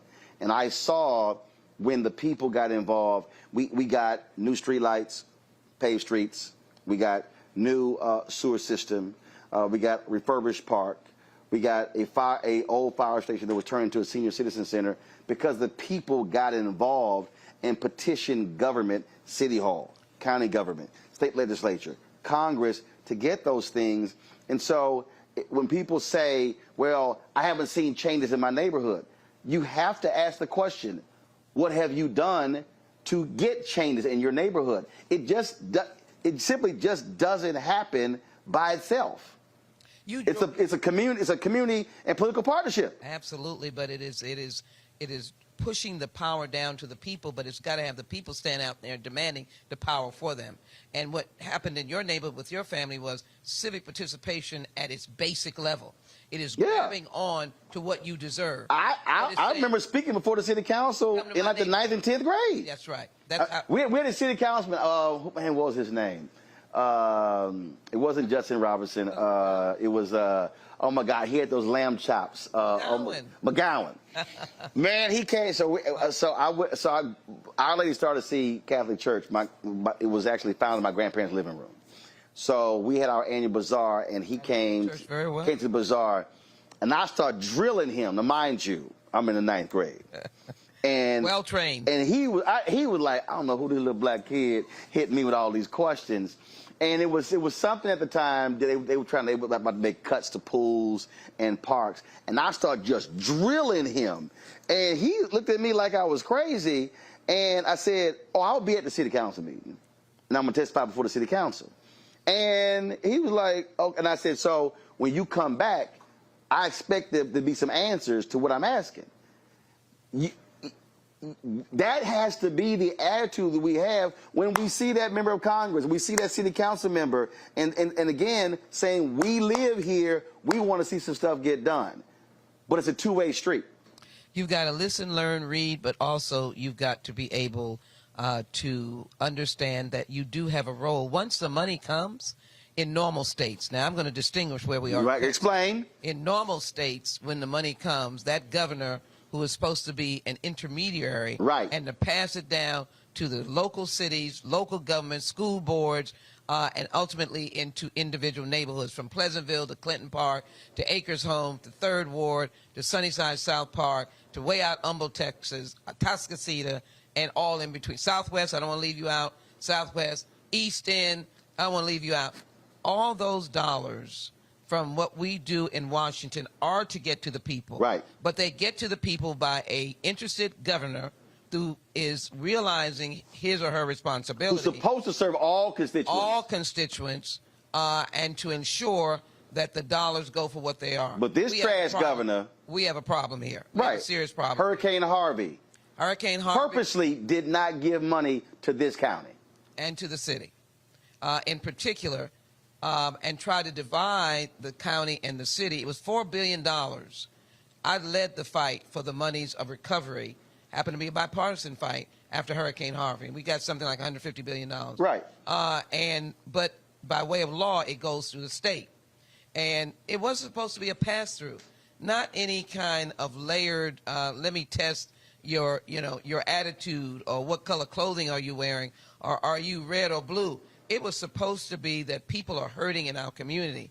And so we still have a potential Title VI discrimination situation because monies did not fully come to the city of Houston, making the argument, oh, you're inside Harris County, which happens to be the 5th largest county in the nation. Houston, the 4th largest city. They're two distinct entities. They needed to get their money. But that needs to be the voices of the community as well, demanding that our governor function. We're still trying to determine where federal funds for the American Rescue Act, the CARES Act, have gone. Some of them, $4 billion at the county, at the border with the Lone Star Project, which today was declared worthless by a prosecutor who said, I can't prosecute any of these cases. $4 billion, all these National Guards on the troop, a total waste of money. That is correct. That is what a prosecutor said, because you're bringing me cases that I cannot prosecute because, first of all, you have no jurisdiction. All for a stunt. Federal issues. So taxpayers spend $4 billion on a stunt. And some of it federal dollars coming out of the money that was sent here for education, for the environment, for the improvement of our infrastructure. And I think these are the kinds of demands that should be asked. You cannot accept someone whose title is governor, and you accept them as governor, and the only thing you know that they do is that they're in Austin and they live in the governor's mansion, because that's about the greatest definition that one could give. Because governors usually are standing, cutting the ribbon. They're standing, announcing monies. They're announcing monies coming to Texas Southern University, for example. Got it. It would have been a great star in the governor's cap to give added money to Texas Southern University because of the inequity of years past. The desegregation lawsuit was signed in 2000, settled in 2000, which generated, by the way, this school that you're sitting in, and other dollars that came in around that time. But then we still slid backwards. The school still slid back, and I think most of the administration know that. So we're still fighting for equal dollars for Texas Southern University. The governor could have a feather in his cap by designating dollars for an urban university, and it would not have violated any law. He could have talked about lost learning. He could have talked about students who were less economically able. He could have talked about the infrastructure here. Texas Southern University has done excellent with what it's been given, but it should not suffer, and there should not be a dual system. Black Lives Matter and Black Voters Matter. I'm going to pull in Clif Albright, LaTosha Brown, co-founders of Black Voters Matter. Glad to have them. We are partnering with them on this. They are all around the country. Clif and LaTosha, we're joined by Congresswoman Sheila Jackson Lee. Just explain to people why having real partners like the Congresswoman is important for the work that y'all do, and how you explain to folk out there who have assumption that every politician is awful, everybody is lazy, they only care about themselves, that there are African Americans in elected office who are here for black people fighting for these issues, and we can't just allow them to be attacked, allow them to be marginalized, and why we must ensure that they are returning to office to deliver for us. You know, a couple of things. One, Congresswoman has served not just only the people of Texas, but we have all in this nation benefited from the work that you've done, Congresswoman, particularly around from reparations to fighting to make sure that our communities get resources, to HBCUs get resources, to even hold Congress to account.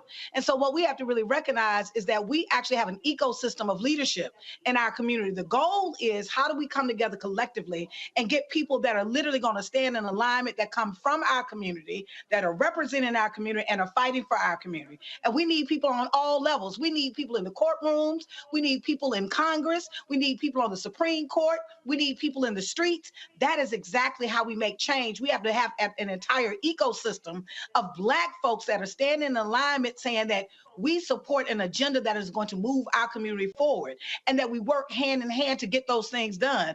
There is a value, and when you're having people that are on the inside that are fighting on the inside, we need what has happened to Black folk in this nation.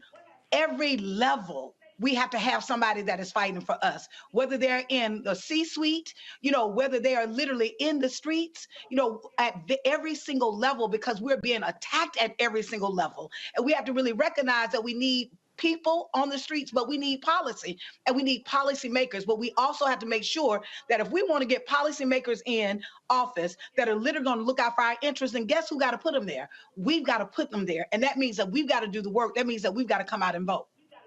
Brother Cliff? Yeah, I mean, I couldn't say any better than what you just said. And I think it's important for folks to know that, when we have somebody that's willing to fight for us, after we've put them in office, after we've given them power to represent us, and as we're still holding them accountable, that part of that accountability means that we've got to stay engaged. Sometimes we've got to push them to even be able to sometimes stay in the line, right? Sometimes Congresswoman Jackson Lee needs us to be making some noise on the outside so that when they go in that negotiation room and they're working out the details on these bills, they can say, look, my people are out there, my constituents are out there, and they're upset, and this is what they're demanding, right? And so there's a partnership when we get this thing right, when we have people that are representing us and willing to fight for us, and that fight has to take sometimes different shapes and sizes, right? Sometimes it's the pure legislative function, but I know that Congresswoman Jackson Lee and others in the CBC have been with us as we were fighting for voting rights, and some that were willing to get arrested with us and hold hands and block doors with us. Sometimes it takes that. Sometimes it takes taking the route that Cori Bush took when she sat on the steps, or the route that John Lewis took when he sat in session on the floor of Congress. And so, having folks who are willing to take that fight in all of its manifestations, that's important. And that's why we're so proud to be able to work with folks like Sheila Jackson Lee and some other members that we know have been fighting the good fight, including H.R. 40 and reparations for a long time. Congresswoman, earlier. So, first, on that, what's the status of that? Well, let me, I'm going to come at that real big. I just want to comment on both of these dynamic icons. Can they hear me? Yeah, they got you. Dynamic icons that put their hands in the bucket. These are W. Du Bois and Booker T. Washington together. Booker T. Washington, put your bucket down. But they got their intellect with W. Du Bois. I want to emphasize it's layered. It is levels of energy and activism. We couldn't do it without them. But I need the folk that are out there talk. I'm going to answer the folk, and I'm going to answer the question about it don't make me no never mind. I want to use that. Why am I voting again? I voted in 2020. Why am I voting again? There's something about continuity. I hate to say it. I wish voting and success on getting the job done was overnight. I want them to understand when Rosa sat down in about 1955 on the bus, Dr. King didn't get the Voting Rights Act with all the foot soldiers and people who had died 1965. That's right. 1964 was the Civil Rights Act. And then we had long gaps. We had the Great Society. We pushed that. But there are long gaps because we keep going forward and keep going backwards. Don't give up on the vote because you got to keep pushing the agenda. Mm-hmm. And so I didn't finish all the stuff the Congressional Black Caucus said, the American Rescue Act, the CARES Act, but the CHIPS Act, chaired by an African-American woman, Eddie Bernice Johnson, the Science Committee. The CHIPS Act is when you folk couldn't get the chips for your phone. We are now giving billions of dollars to create jobs, to create our own chip, bring that manufacturing back in. I'm setting up a center right here in the 18th Congressional District. Now, I'm going to be able to put a big sign. You did this. You voted, and that's how we got this, all right? Because a president was there to sign a law that came about through the energy of the Congressional Black Caucus. Let me also say to you, on the criminal justice end, we reduced your sentencing. We had the First Step Act. My good friend, Brother Jeffries, but then I had in the sentencing reduction. Well, I had to remind people, and again, this is when people get caught up. I had to remind people that, first of all, Trump didn't pass that. Please if it doesn't pass the House, ain't nothing for the Senate to vote on. And then even when it passed the House, it was Democrats in the Senate who said, no, this ain't good enough, and they actually had to strengthen it. Then it was passed, and then it goes to his desk to sign. But a lot of folk act as if that didn't exist. Well, as they say, we hear the backstory of that bill was that... was Paul Harvard say the rest of the story? The rest of the story is that he was hoping that was going to get him black votes, and he was very unhappy that it did not. But black people understand. I think they understand who's in their best interest. But I want to answer your question about H.R. 40. What this whole journey is about. I don't want people to say, well, I got to be in here for 50 years to get something done. No, I'm not saying that. What I'm saying is that you've got to be consistent and persistent and determined, and you can do so by making sure that you continue the journey. The journey was you had Joe Biden elected, and I didn't vote. My vote wasn't the one that got him elected. It was all of everybody's vote that got him elected, and particularly the energy of African Americans. Go back to Georgia and everywhere else. Now you got to continue the journey. Then you can look back and say, well, I didn't get anything. You got to continue to get a Senate. You got to continue to get a House in the hands of those who you think will listen to you. I always say, vote for the person that you can fuss at, and they'll call you back. Don't vote for the person that you have to stand outside throwing a stone, and they don't even hear you. Right. Do that. And so H.R. 40 is on the verge. 217 co-sponsors. We got our challenges. We got our challenge in the Senate. We don't have enough folk in the Senate. But the point is, we can get a vote on the floor. You drop the numbers, and we don't keep the House. And when I say that, when you say we, you know that I happen to be a Democrat. We don't keep the House because it was the Democrats who led it out of judiciary. Jerry Nance, Steve Jackson Lee. Congressman, I had to tell you this here because I've had a dude. And I got to tell them what H.R. 40 is before you do that. I've had the Commission to Study Slavery and Develop Reparation Proposals. No, it is not a study. The study part of it is a roadmap to then go to see what are the next steps on this whole issue of repair. And I hate people like, what is we'll never get it. The idea, it is an international legal theory that has been utilized around the world. It is not unfair to expect that African Americans can have systemic change. For example, your reparations could be never to see an HBCU closed. It could be dealing with the urban blight. It could be dealing with the fourth grade black students, male students that don't read at fourth grade level. So, well, but you got some folks who say, well, Congressman, that ain't reparations. I mean, look, when I argued, I said, if you're a reparations advocate, why aren't you fighting for Tennessee State to get the $500 million the state actually said they owed? It was kind of like, oh, that ain't reparations. I'm like, it's $500 million. What the hell are you talking about? Or black farmers, where it was our leadership that got black farms where they were, but they got sued. Right. And they held up in court. And still are. And give them their resolution to that. Clif and LaTosha, I want y'all to speak to this here because you're out there on the ground. You're out there dealing with people directly on this here. You are coming face to face, knocking on doors, canvassing, and hearing the frustrations of people. How are you trying to get them beyond their frustrations? Because you can be frustrated and mad to say, I haven't seen this. As the Congresswoman said, oh, reality is this here. Republicans take control of the House and/or the Senate. It's a whole lot you not going to see. That's right. Brother Cliff? Yeah. So I think there's a couple of ways. Go ahead. Yeah, I think there's a couple of ways that we go at that, right? The first thing, very first thing is that when folks express that frustration, the first thing that I say and that we say as an organization is first that we say we hear you, right? We affirm that some of the frustrations that they're feeling, that some of the things that have not gotten done, that's real, right? That's an important thing. That's an important first step. Because sometimes people want you to engage in this discussion like there has been no shortcomings, right? And when you do that, you're not really coming from a space of authenticity, and that person that's resistant isn't any more likely to really hear you when you haven't affirmed that what their lived experience is and what they're seeing right in front of their eyes isn't like some mystical made up thing, but that is real. So the first thing we say is, you know what, there are some things that we didn't get the George Floyd Act, right? We haven't gotten voting rights. You don't need to tell me about how frustrating it is that we didn't get voting rights, right? But then let's talk about what we did get. And we go through the whole list of things, some of which that you all talked about, the infrastructure and the HBCU funding and getting a Department of Justice.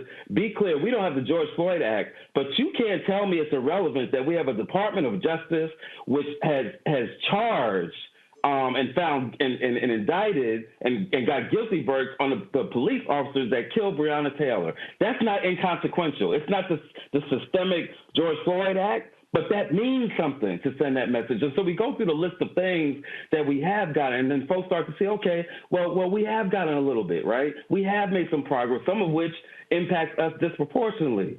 And then once you can get to that space, that, yeah, there's some stuff we didn't get, but, yeah, we did get some of the stuff that we wanted and that we were demanding, then you can make the case of, how we get to the other stuff, we got to have more power. We won some stuff in 20. We got some power in 20. We got some objectives and some tangibles met. And if we want to get to the rest, we got to have more power. And the only way for us to do that is for us to continue the trend of coming out in large numbers and overcoming the voter suppression that they're trying to throw at us. That's why our message is we won't back down.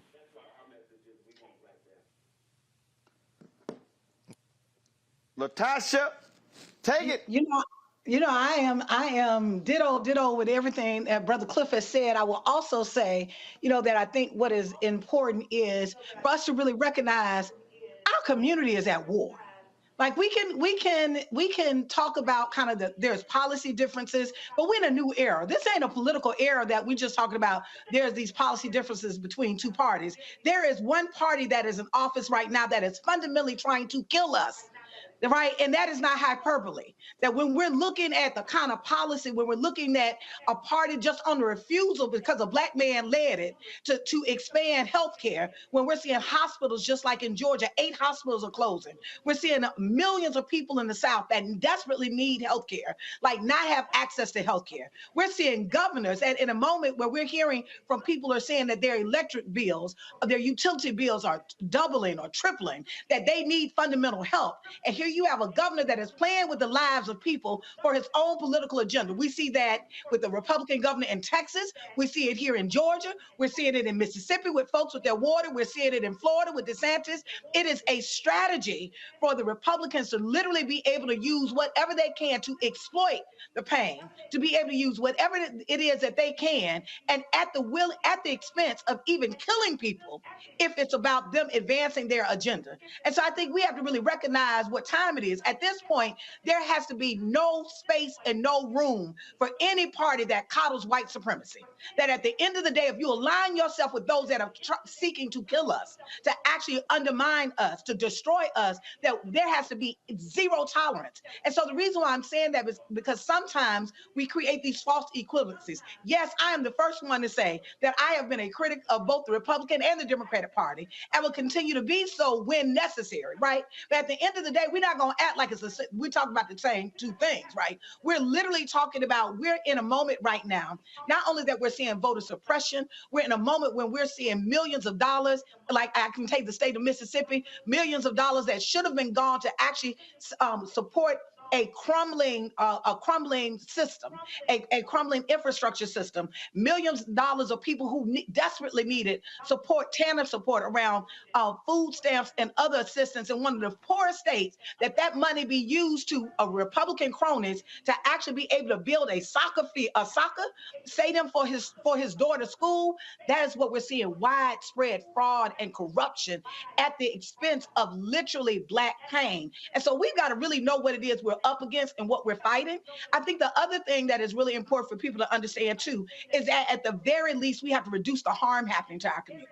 That when people come at us, we have to respond in a way that says, you're not going to come at us. You're not going to use us as fodder in your political game, and you don't have consequences. When you actually inflict consequences on people, they come a little bit different the next time. And part of what we have to really recognize is we have to be relentless.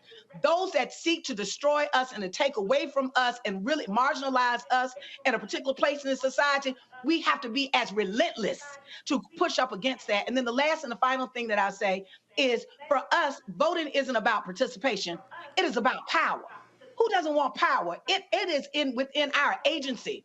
If anybody is making a decision, I say this often, about me and my family, I should be a part of that decision-making process. The bottom line is, whether you like politics or not, every single aspect of your life is impacted by politics. You cannot go and get a job and it is not literally, but some policy is actually framing that or managing that. You can't go buy a home. Every single aspect of our lives at this point is actually managed. In some way, it's in the context public policy touches that. And so since public policy is being made and is impacting us, then we have no choice but to engage in that process if we are to get anything that's not only going to reduce the harm, but anything that's going to help us advance to the kind of community, the things we need in our community that we desire and both that we deserve. Congresswoman, final comment. Well, let me say that I have soaked up both Clif and LaTosha, power, agitation, avocation, and never given up the fight. But it is matched by the legislative actions that come about in our halls of Congress and legislatures, council seats, and otherwise. I need black folk to realize that they need to grab all of it, that they are, as citizens of the United States and freed slaves, the descendants of those who put down, if you will, their power in the soil as slaves, to be recognized, to be rewarded, never, until this time, that they take their rightful place and never take a step back from both the participation and the power. Out of that comes results. And if you continue, then what we have not gotten, voting rights, and let me pay tribute to Judge Ketanji Brown Jackson, as I said in the United States Supreme Court, where she gave a lesson to the other jurors, justices, to realize they have no out but to rule in favor of the plaintiffs in that Alabama case, which is to say that voting rights will be protected. But we're not finished. We need participation and power to get the Voting Rights Act passed, named the John Robert Lewis Voting Rights Act, a CBC product out of Terry Sewell, who comes out of Alabama. And then we did not get the law passed by legislature or legislation of the George Floyd Police and Justice Act. But we got an executive order, but we're not finished because you have to get a law. And so why are we voting? You're voting so that you insist that there is a concrete voting rights law passed. You insist that we don't have to go hat in hand to the Supreme Court just to be able to vote. You insist that you can get a drink of water on a voting line. You insist that you have an overall Police and Justice Act in the United States that covers Minnesota, Mississippi, New York, Texas, and beyond. And so the idea of this election here in Texas, I've got to mention Beto O'Rouke, compassionate, caring, listening. What do we have as a contrast? Don't think that doesn't touch your very pocketbook, your very home, your loved ones, and your future. And if you understand that black folk drive the cultural engine of this nation and the moral engine of this nation, and so goes the nation, so goes African Americans, so goes African Americans, so goes the nation, embracing other people of color. I don't want anybody to say we've left anyone out. But the point is that as those who, how should I say it, built this nation on the very essence of cotton picking, they built this nation. They created Wall Street, the commodities exchange. They built the White House. They built the United States Capitol. Their time is due. Their time is now. And that item that you use, along with agitation, right now we're having a trial, the first trial of a black woman in Houston, shot by an officer while she was in a mental health crisis, shot dead, point blank, not in the back, looking straight at her. You need to be in the mix to ensure that policing changes, that education changes, that the economic infrastructure changes, that banks change, that access to capital change, that small businesses change. How do you do that? You continue the journey. And you fight for H.R. 40. I need everybody fighting for H.R. 40. I'm determined for it not to be seen as something that will never come or that we don't need. You absolutely do need. Did you work over 200 years without compensation, without life insurance, without any kind of acknowledgement? Do you see disparities across America in our community? Yes, in 2022. And what we hope with a reparations construct, Tennessee would get their money.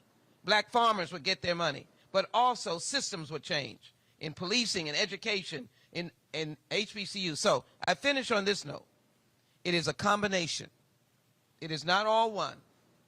It is not all those elected officials, all those public servants. I don't hear anything from them. It is getting there and insisting that they do. It is getting there and being heard.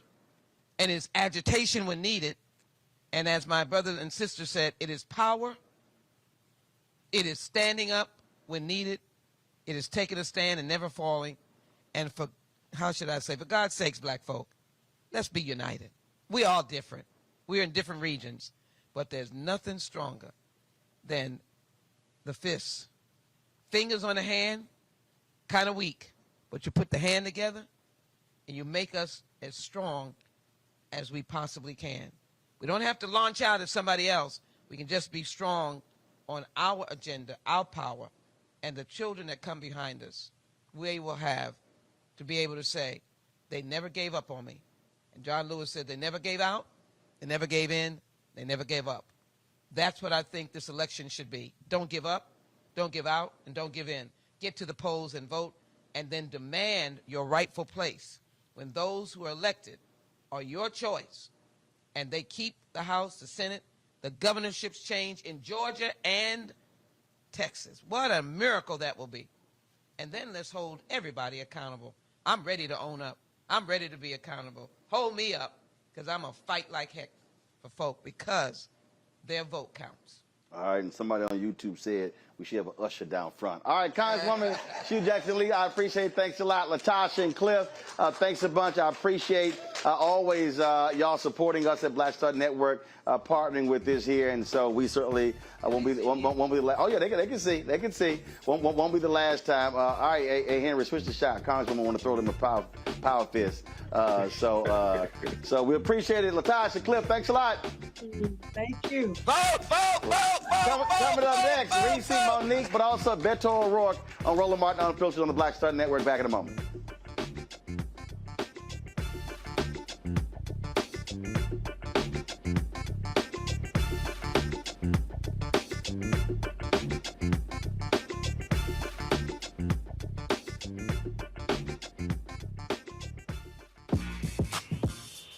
When we invest in ourselves, our glow, our vision, our vibe, we all shine. Together, we are black beyond measure. Hi, I'm Dr. Jackie Hood Martin, and I have a question for you. Ever feel as if your life is teetering and the weight and pressure of the world is consistently on your shoulders? Well, let me tell you, living a balanced life isn't easy. Join me each Tuesday on Black Star Network for A Balanced Life with Dr. Jackie. We'll laugh together, cry together, pull ourselves together, and cheer each other on. So join me for new shows each Tuesday on Black Star Network, A Balanced Life with Dr. Jackie. When we invest in ourselves, we all shine. Together, we are black beyond measure. Libraries empower the community with education. Liberia Economic Development Initiative, LEDI, is hosting the International Life Changers Awards and Liberia's Bicentennial to celebrate LEDI building the country's first modern public library and technology center. Join event host Roland Martin. Our honorees, Reverend Dr. Jamal Bryant, Zernona Clayton, Thomas Dorch Jr., Dana Lupton, Dr. Tammy Graysteele, on October 29th at the CNN Center, Atlanta. There are no public libraries in Liberia, but together we can change that. Get tickets at ledinow.org.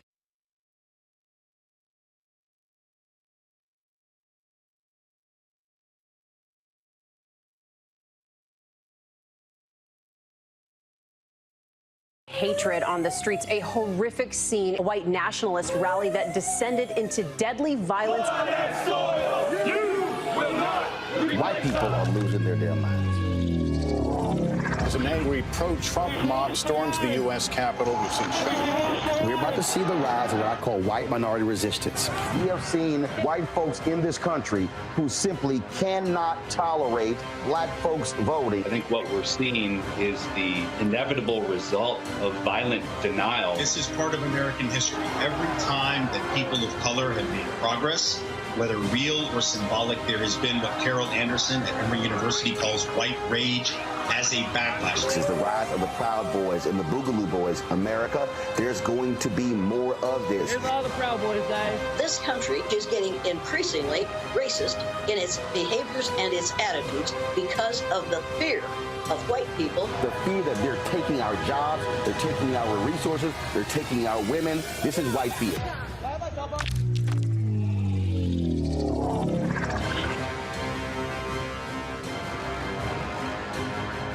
I'm Angie Stone. Hi, I'm Teresa Griffin. Oh, Roland. Hey, Roland, I am so disappointed that you are not here, first of all. Where's our dance? It's like we get a dance in every time I see you. And so now you're not here for me to dance with, sir. You and your ascot. I need it. I need that in my life right now. Okay, I love you, Roland. What's up? I'm Lance Gross, and you're watching Roland Martin Unfiltered.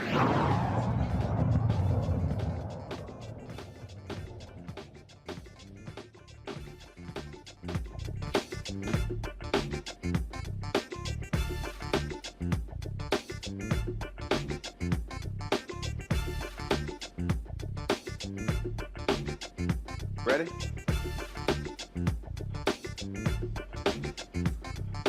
All right, folks, welcome back. Roland Martin Unfiltered on the Black Star Network, live from Texas Southern University in H-Town. Joining us right now, folks, is Beto O'Rouke, who's Democratic nominee for governor of the state of Texas. And if I had to be a bet man, without seeing him yet, Beto, what, you got a blue shirt on? Absolutely. How's it going? It's really good. We are in South Oak Cliff here in Dallas, about to go to a high school football game. It's Friday night, and you know, as a native Texan, a Houstonian, someone who is at A&M, this is part of the religion and culture of this state. So we're going to be there with people that we want to serve, get a chance to watch a great game, and continue this campaign. 32 days out, and I feel really good about where we are and what we're going to do on November 8th. You have been, I saw some of the debate with Governor Greg Abbott. I must say, as somebody who is still registered in Dallas County, I thought it was really trash to have a debate and literally say, don't invite anyone into the audience. What's the whole point of having a 1,000-seat auditorium? I don't understand. He's been governor for several years. Why are you scared to have people show up at a debate? It just made no sense to me. He hasn't had one public event this entire year where any of his constituents who support him, oppose him, who just want to make sure that they can meet him or hold him accountable have been able to attend. I think you used the best word. He's scared of them. He's been governor for 8 years. His party controls every position of power statewide in the legislature, appointments committees, and commissions. And I think his fear is based on the fact that he has so badly failed the state. The grid went out on his watch. It's still not fixed. The most extreme abortion ban in America without exception for rape or incest. Gun violence now the leading cause of death for kids and teenagers. And it's been 19 weeks, Roland, since Uvalde, and he hasn't done a thing to make it any less likely that that happens in any other classroom and in any other community in this state. So doesn't have much to run on or to say, is going to have a hard time defending that record. He's thinking that if he just hides in a bunker, he's going to be able to skate through or at least squeak by. But we're out here with the people, including those who don't always agree with us, and bringing them in. We were at your alma mater at A&M last week, had a huge turnout, filled an 800-person theater, and then there were hundreds of young people outside who could not get in. As you probably know, they removed the polling location from A&M because he is so afraid of those students voting in this election. And they lied. They actually say it's because of low turnout. Anybody knows that is one of the highest voter turnout locations in Brazos County. That's just a flat-out lie. Absolutely. It's the same thing that they tried to do at Prairie View, A&M, at TSU. I mean, this is across the state wherever young people are, because he knows that they will be the margin of victory in this election, and he's trying to keep them from voting. A lot of people criticized you in Uvalde when you challenged him and others at the news conference. Well, today, the entire Uvalde police force of the school district has been suspended. Well, this news in the Uvalde superintendent is announcing his retirement. All of that pressure from parents and others to demand reform is actually happening. And so what you have been advocating is that part of that reform is removing the folks in Austin who also have not responded to the needs of the people to do something about guns in this country and keeping our kids safe. That's right. And, you know, it's interesting, Roland, a couple of weeks ago in answering Gromer Jeffers and Julie Fine's questions on their political television show in Dallas, the governor about Uvalde said there should be accountability up and down the ballot. Now, I think he meant to say something else, but that's what came out, and it could not be more right. That accountability cannot just stop at the school district police force. It has to include the governor. There were 91 Texas Department of Public Safety troopers in that community on the other side of an unlocked door, some there for more than 70 minutes, who never went in, never did their job. And I think there are some token firings here and there, but until we know the full truth, there will not be accountability, there will not be justice. And that's what those parents and families in Uvalde expect. They're fighting for. They deserve it. Our victory will ensure that they get it, in addition to the action that we need to take to reduce the likelihood that that ever happens again to another community in any other part of the state. Look, when you look at the polls, you've closed the gap, but there's still more work to be done there. And the thing that jumps out for me, to be honest, is that there are people in this state who believe, look, at the end of the day, look, Republicans are going to keep controlling this. And so, what are you saying to the people who are doubting that Texas can actually put a Democrat back in the governor's mansion? How do you reach these Republicans, these conservatives in this state who are freezing, some who died when we had the winter storm because of the Texas grid, and then the governor, frankly, allowed those electric companies to keep charging folks high rates, and still the grid has not been fixed? What are you saying to them to get through, folks? Against using Donald Trump, when he said to black people, what the hell you got to lose? You're absolutely right. You look at the higher utility bills that we are now paying because of Greg Abbott, $45 more per ratepayer on average, the $20 billion increase in property taxes. Roland, today in Texas, on average, we are paying more in taxes than people are in California. And it used to be the other way around, and there was this whole idea that there was tax flight from California to Texas. It may now start moving in the other direction. He's the single greatest driver of inflation in the state, and his extremism, whether on abortion, on guns, on CRT, and trying to scare people about our own history and drive even more teachers out of the classroom, it is making us less competitive for business, for capital, for talent, and we're going to have our lunch eaten by other states and other countries. But there's this also, beyond the disaffected Republican and independent, who I know we can bring over, especially after I saw the focus group results following the debate last Friday. As you know, because you've been very powerful and eloquent on this, there are millions of functionally disenfranchised voters in Texas, more polling places closed in this state than in any other. That 6-hour line that we'll see on Election Day just outside of TSU, it's not just that people are so hungry to vote, it's that the polling places have been closed in other parts of that neighborhood, forcing the indignity upon our fellow Texans of a 6-hour wait. And for everyone who can wait 6 hours to vote, we know there are a lot who are working too hard or raising their kids or taking care of their folks or just say, the hell with that. I'm not doing that in my own democracy. So he is literally, to your point earlier about being scared of his own constituents and voters, he's trying to keep the people out who can spell the end of his career. So my job, to answer your question about these polls in these 32 days, is to use the 95,000 volunteers who signed up in this campaign to be on the doors of those who've been drawn out of this democracy, give them a reason and an opportunity to vote, and make sure that they become the margin of victory when we win this on November 8th. And that will be some pretty powerful, profound, poetic political justice when we do.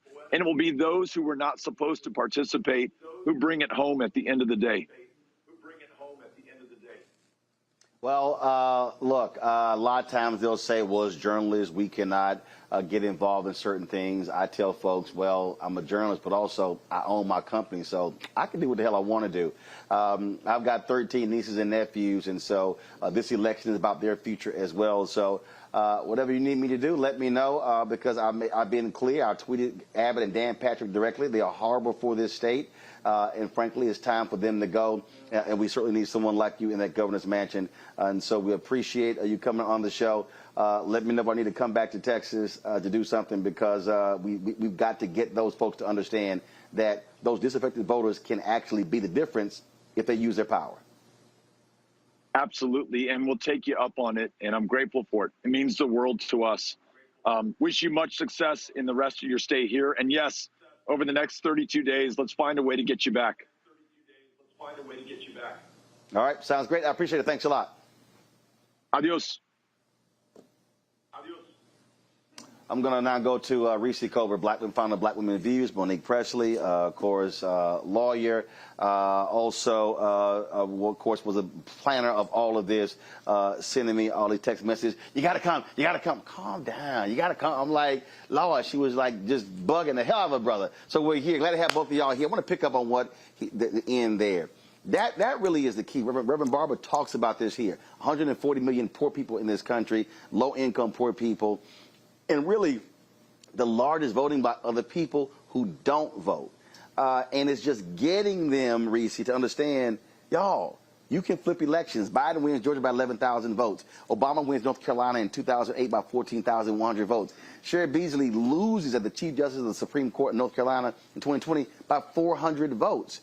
Sabrina Fulton, when she ran for commissioner there in the Miami area, lost by less than 200 votes. And so if it's just a matter of getting folks to understand you can do something, but you got to do it. That's the thing. I don't know if it's just on. First, shout out to Monique. Make it make sense. And thank you, Roland, for having me here for 2 days. No, absolutely. You know, I think so much of what we're seeing is people voting defensively when it comes to immigration. You can pay millions of dollars, billions of dollars for these stunts, and people are with it because they feel like immigrants are taking their jobs. Whereas you have somebody like Beto who's running to expand Medicaid. That's something that affects 1.4 million Texans. You have a teacher shortage. He's running to recruit more teachers. He's running to lower taxes. Greg Abbott is actually trying to implement increased sales taxes. That's a sales tax on working people and people who don't have property. And so there are a lot of affirmative reasons to vote for Beto, and there are a lot of defensive reasons to vote against Greg Abbott. But people have to understand the tangible things that are at stake in this election. And this might be one of the last times that we even have the ability to influence elections, because if the Republicans have their way, you have the Secretary of State, you have the Attorney General who's running from the people trying to serve subpoenas. Okay, what's that about? And you have Greg Abbott, who's also under federal investigation. Let's be real clear. Oh, yes. Hello. Law and order. So much for that. So you have these Republicans who are hell-bent on making sure that they hold on to power come hell or high water. And so not just in Texas, but around the country, this is one of our greatest stands that we can take in 2008. And it costs you nothing. It costs you time, but it's not something you have to pay for in monetarily. Monique, at that point, a hold on to power. Dana Lash, conservative, called one of the women who is the mother of Herschel Walker's child a skank. Ooh, no. Call her a skank because she talked about having an abortion. But here's what she said. She said, I don't care. Mm-hmm. We want that seat. And what I keep trying to and I do it constantly trying to explain to people, they understand power. Look, Chris Christie was really pissed at me when I jammed him up on ABC This Week a year ago when I said, you cared about power, not party. Yes, power and party. Not principles, not values, not morals, not character, power. And I think for many Democrats and progressives, it's how does someone make me feel? I want to feel good. I need to believe in them. Most of these Republicans, they actually hate Donald Trump. Talk to them privately, and I know you listened in on one conversation. I didn't forget when they were trashing him. Two of his biggest defenders, trashing big time. Oh, they hate him privately. but it's about power. And people have to understand that's what this is about. Power, money. Yes, that is what it's about.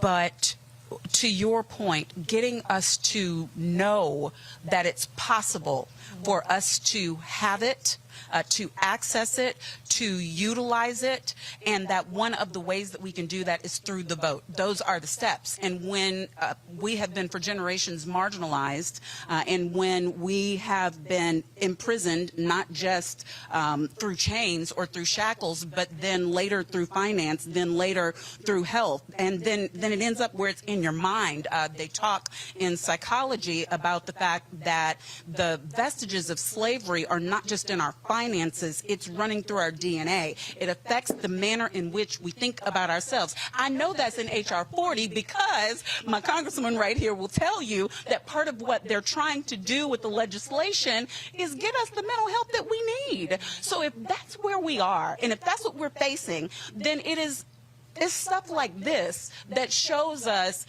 if you vote, and you take your vote seriously, and you are an engaged citizen, that we can make a difference. We can make change. Listen, I am home. I am Texas. Yes, I am serious about this. Yes, I bothered you. I bothered the Congresswoman. I bothered Reese. I bothered Lurie. I bothered Beto. Thank you, Aisha McClendon, Senior Advisor to Beto O'Rouke, for ensuring. Thank you, Jason Lee, Deputy Campaign Manager, for making sure that that happened today. I appreciate y'all. But the reason is, when I was 12 years old, the first political campaign I ever worked on was putting signs in my neighbor's yard when Ann Richards was running for treasurer in this state. And she was the first woman to hold a statewide office in 50 years. Now, there are people who are living now and live in Texas and don't even know that we were ever blue. All blue. And all of my childhood, we were blue. So I was with Ann when Ann was commissioner. I was putting signs in at 12 years old for a 1983 race when she became treasurer. I watched her become governor, and now her daughter has run nationwide organizations. Listen, the same legacy that enables Reese to sit here, the same legacy of this building that is named after Barbara Jordan and Mickey Leland for the seat that our esteemed Congresswoman is sitting right here holding, that legacy is in the vote. It's in the vote. And so for me, I believe that if there's any single person we can convince that it is worth it to stand, and if we have organizations like Black Voters Matter who will show up for Black media, show up for voters and give us comfort food if they let us, we'll get on a bus and go across the nation, then I think that is work well done. So I thank you, Roland, for letting us be here today and do it. You use the word tangibles, Reese, and I hear all these folk out here yelling, hollering, screaming tangibles. And when I was on the Breakfast Club, we recorded the interview on Tuesday. It ran today. And I had to walk folk through that. And I said, first of all, to all of these simple Simons out there who are yelling tangibles, first of all, a candidate can only make a promise. Mm-hmm. This is what I will do to fight for this if you elect me. Right. But then if they win, it's now called math. Mm. So for all the folk who are hollering about reparations, you need 218 votes in the House for it to pass. Not 210, not 195, 218. Now, if it's another issue on a school board, let's say you got 9 school board members, you elect 1, you need 4 more votes. It's math. It's math. It's math. You need majority. Yeah. City council, you need majority. And so you can say, I'm demanding this. A person can promise it, but they have to first get elected, which means that it's kind of stupid to say, I demand tangibles, but I'm not going to vote. Unless I get tangibles. You can't get it if you don't vote. Right, the math ain't mathing. But then, after the election is over, there's some work that you have to do because they can't do it by themselves. When you have other people, we're seeing it in the United States Senate. People propose like, we need this. It's 50-50. Mm-hmm. One person can go, no, and that's the reality. And so That to me is what is crazy when I hear these people who have no understanding of politics, who just, frankly, they're just whining and complaining. And so I tell people, you want tangibles, you have to ensure the person is elected, which means you kind of got to vote. Absolutely. And, you know, one of the craziest things I hear people say is, we've been giving Democrats our votes all these years. What have we got from Democrats? Okay, but let's talk about your particular state. Because in your state, who has the power? Is it the Democrats that have the power, or is it the Republicans that have the power? In Texas, Republicans have the power. They have the trifecta. Beto would be a defensive mechanism. He would be an offensive mechanism. In Florida, DeSantis is basically an autocrat down there. He has the Supreme Court. He has the legislature. In Georgia, Kemp has the power. Republicans have the power. In Wisconsin, Republicans have the power because they've gerrymandered the thing to hell. And Tony Evers is playing defense on there. In Pennsylvania, Republicans have the power in the legislature, but the Democrat is in the governorship. And Attorney General.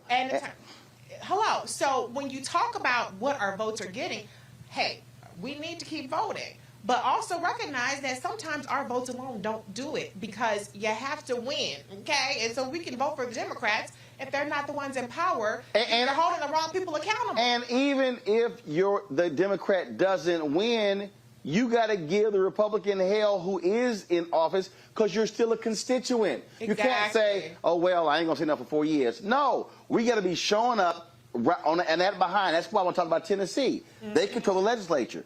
Their own committee says Tennessee State has been shorted $500 million.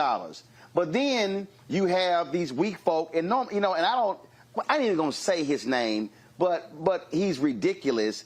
They took offense when I said, where y'all FBA B1 ADOS people? Where's your rally fight for Tennessee State? Right. And well, that ain't reparations. Oh, but you couldn't even figure out how to get a permit in Washington, D.C. Yeah, that's petty. You couldn't even figure that out, and it's not hard, okay? But y'all don't want to say nothing about getting Tennessee State $500 million, but y'all claim y'all love black people, and y'all claim y'all want black people to get stuff.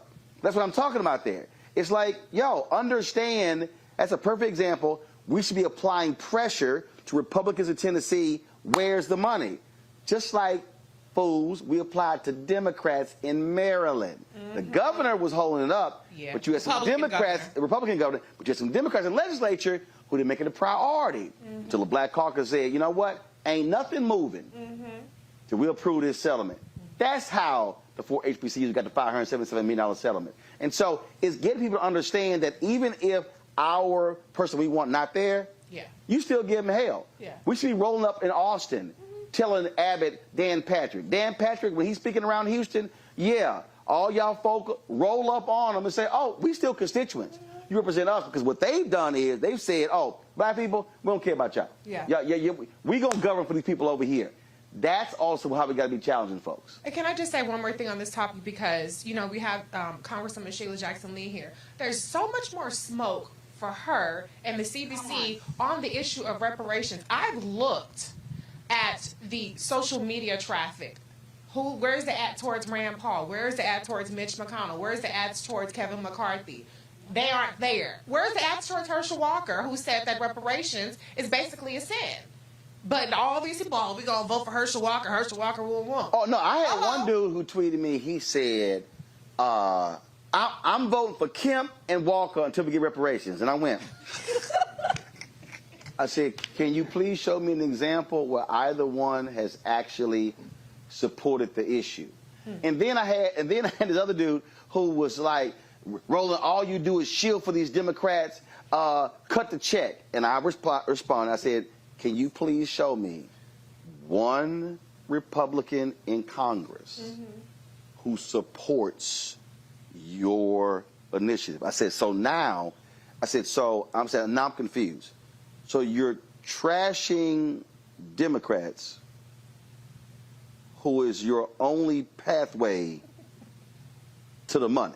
Right. I said, I'm just saying that's kind of dumb. I said, now, if you're opposing a Democrat who doesn't support it, that's different. I said, but you literally are trashing the very people who are advancing it. And then I get this one. Well, H.R. 40, that ain't nothing this week. Okay, so please show me what's your option. See, that's the other deal. I just fundamentally believe that a number of these folks are agents. Oh, yeah, 100%. Trolls. They hate anything and everything, and all they actually are about are clicks and grifting and attention. And feel free for y'all to make more videos about me, because my audience is bigger than yours anyway. And y'all combined. You can tell it's 8 o'clock. So go ahead. But the issue is the perception about the vote, right? There you go. Because what you're saying is they're saying, well, I'm not going to vote for them. I'm going to vote for Kemp, and I'm going to vote for this one, as if Stacey is the one who's not going to be okay if she doesn't become governor. As if Joe Biden is no longer president of the United States, he's going to be on the struggle bus. As if the VP, if we don't support the VP, won't be able to feed her family. They're looking at their vote as if it is something that is doing someone else a favor, not as a control point, an access to power where you place a demand for the things that you want. If President Biden doesn't remain president, it hurts my family, not his. I mean, nobody wants any of those other options, but I've got young children. You know, I've got teens. I want my grandchildren to be okay. So when I'm voting, I'm not thinking about doing President Biden a favor by giving him 4 more years in the White House. I'm thinking about doing my children a favor by giving them an opportunity at clean air. Yep. So I would encourage people to think about your vote as an access point, your vote as power, and your vote as money. It's like sitting at the table and saying, I don't eat broccoli. I don't eat broccoli, but you're willing to vote for somebody who's only going to feed you broccoli. And they're going to keep feeding it to you until you either starve and die or until you decide you like it. And so what we're seeing right now in the ADOS land is people who've decided they liked it, and that's as far as I'm going to go. I hate broccoli. Give me cabbage. All right, that is it for us. First of all, when is the voter registration deadline in Texas? Tuesday. It is this Tuesday, the 11th of October, and you cannot register to vote online. You cannot postmark it a day later. You have to have it either in a voter registration box or you have to have it in a mailbox postmarked for the 11th. So please, and it requires you to know your county when you put it on there. So you can go to vote.org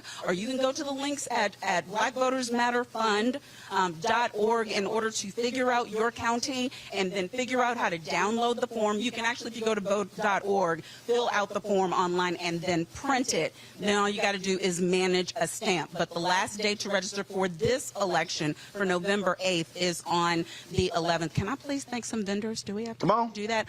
Thank you, Lamont Kitchen, for the food that we are all about to eat. We appreciate you. Thank you, Rob. Who's that? Oh, Lamont Kitchen, owned by Reginald Martin. Yeah, I'm just saying, my grandmother found the business. I'm just saying you might want to add that. Yeah, I'm just saying. Yes, Lamont is a family name. Thank you, Rob G., the General, for DJing. Thank you to Greenleaf, which is... I don't know if I can say what kind of dispensary it is, but they made a considerable, it's legal. They made a considerable donation, and we appreciate them. Thank you to Reese Lurie, to every guest who was on here, to Congresswoman Sheila Jackson Lee, Beto, Jesus, everybody. I appreciate y'all. Okay. All right, then. So, folks, that is it for us. Again, we want to appreciate Black Voters Matter. We want to appreciate the Congresswoman, Beto, everybody else who participated. We want to thank the law students here as well, and want to thank folks for coming out. Young brother right here walking, he's like, my mama watch your show every day. See? That's why I keep telling y'all. See, when mamas and daddies watch, they make their kids watch. That's how the kids get informed. See? Y'all can't be sending y'all kids out the room. I'm sorry. Thank you, Texas Southern University, Dean Douglas, the School of Public Affairs, and the law school for enabling us to come into this wonderful establishment to do this show and being so helpful. I appreciate it. Absolutely, absolutely. And so, folks, again, deadline is Tuesday, and so we're going to be giving you the deadlines. So, Kara, make a note of all the states when the deadlines are. Then also, we're going to start driving people when it comes to early early voting. East St. Louis NAACP, I will see y'all on Sunday. I will be there on Sunday speaking at your Freedom Fund banquet, Morehouse. I'll see y'all on Tuesday in Atlanta with my man, my frat brother, Dr. Walter Kimbrough. I'll be back in Georgia for October 17th. That's when early voting begins there for the Abrams campaign and the Warnock campaign. And so, look, we're going to be on the road a whole lot in October. Dates are filling up fast. And I've got, I think Sherry Beasley's folks are trying to get me to go to North Carolina. And so we'll see what happens there. So, folks, again, it's all important. I keep telling y'all, stop listening to folk who are feeding you disinformation and misinformation. We are about facts and truth, and we are about advancing black power. I ain't got a problem saying it, okay?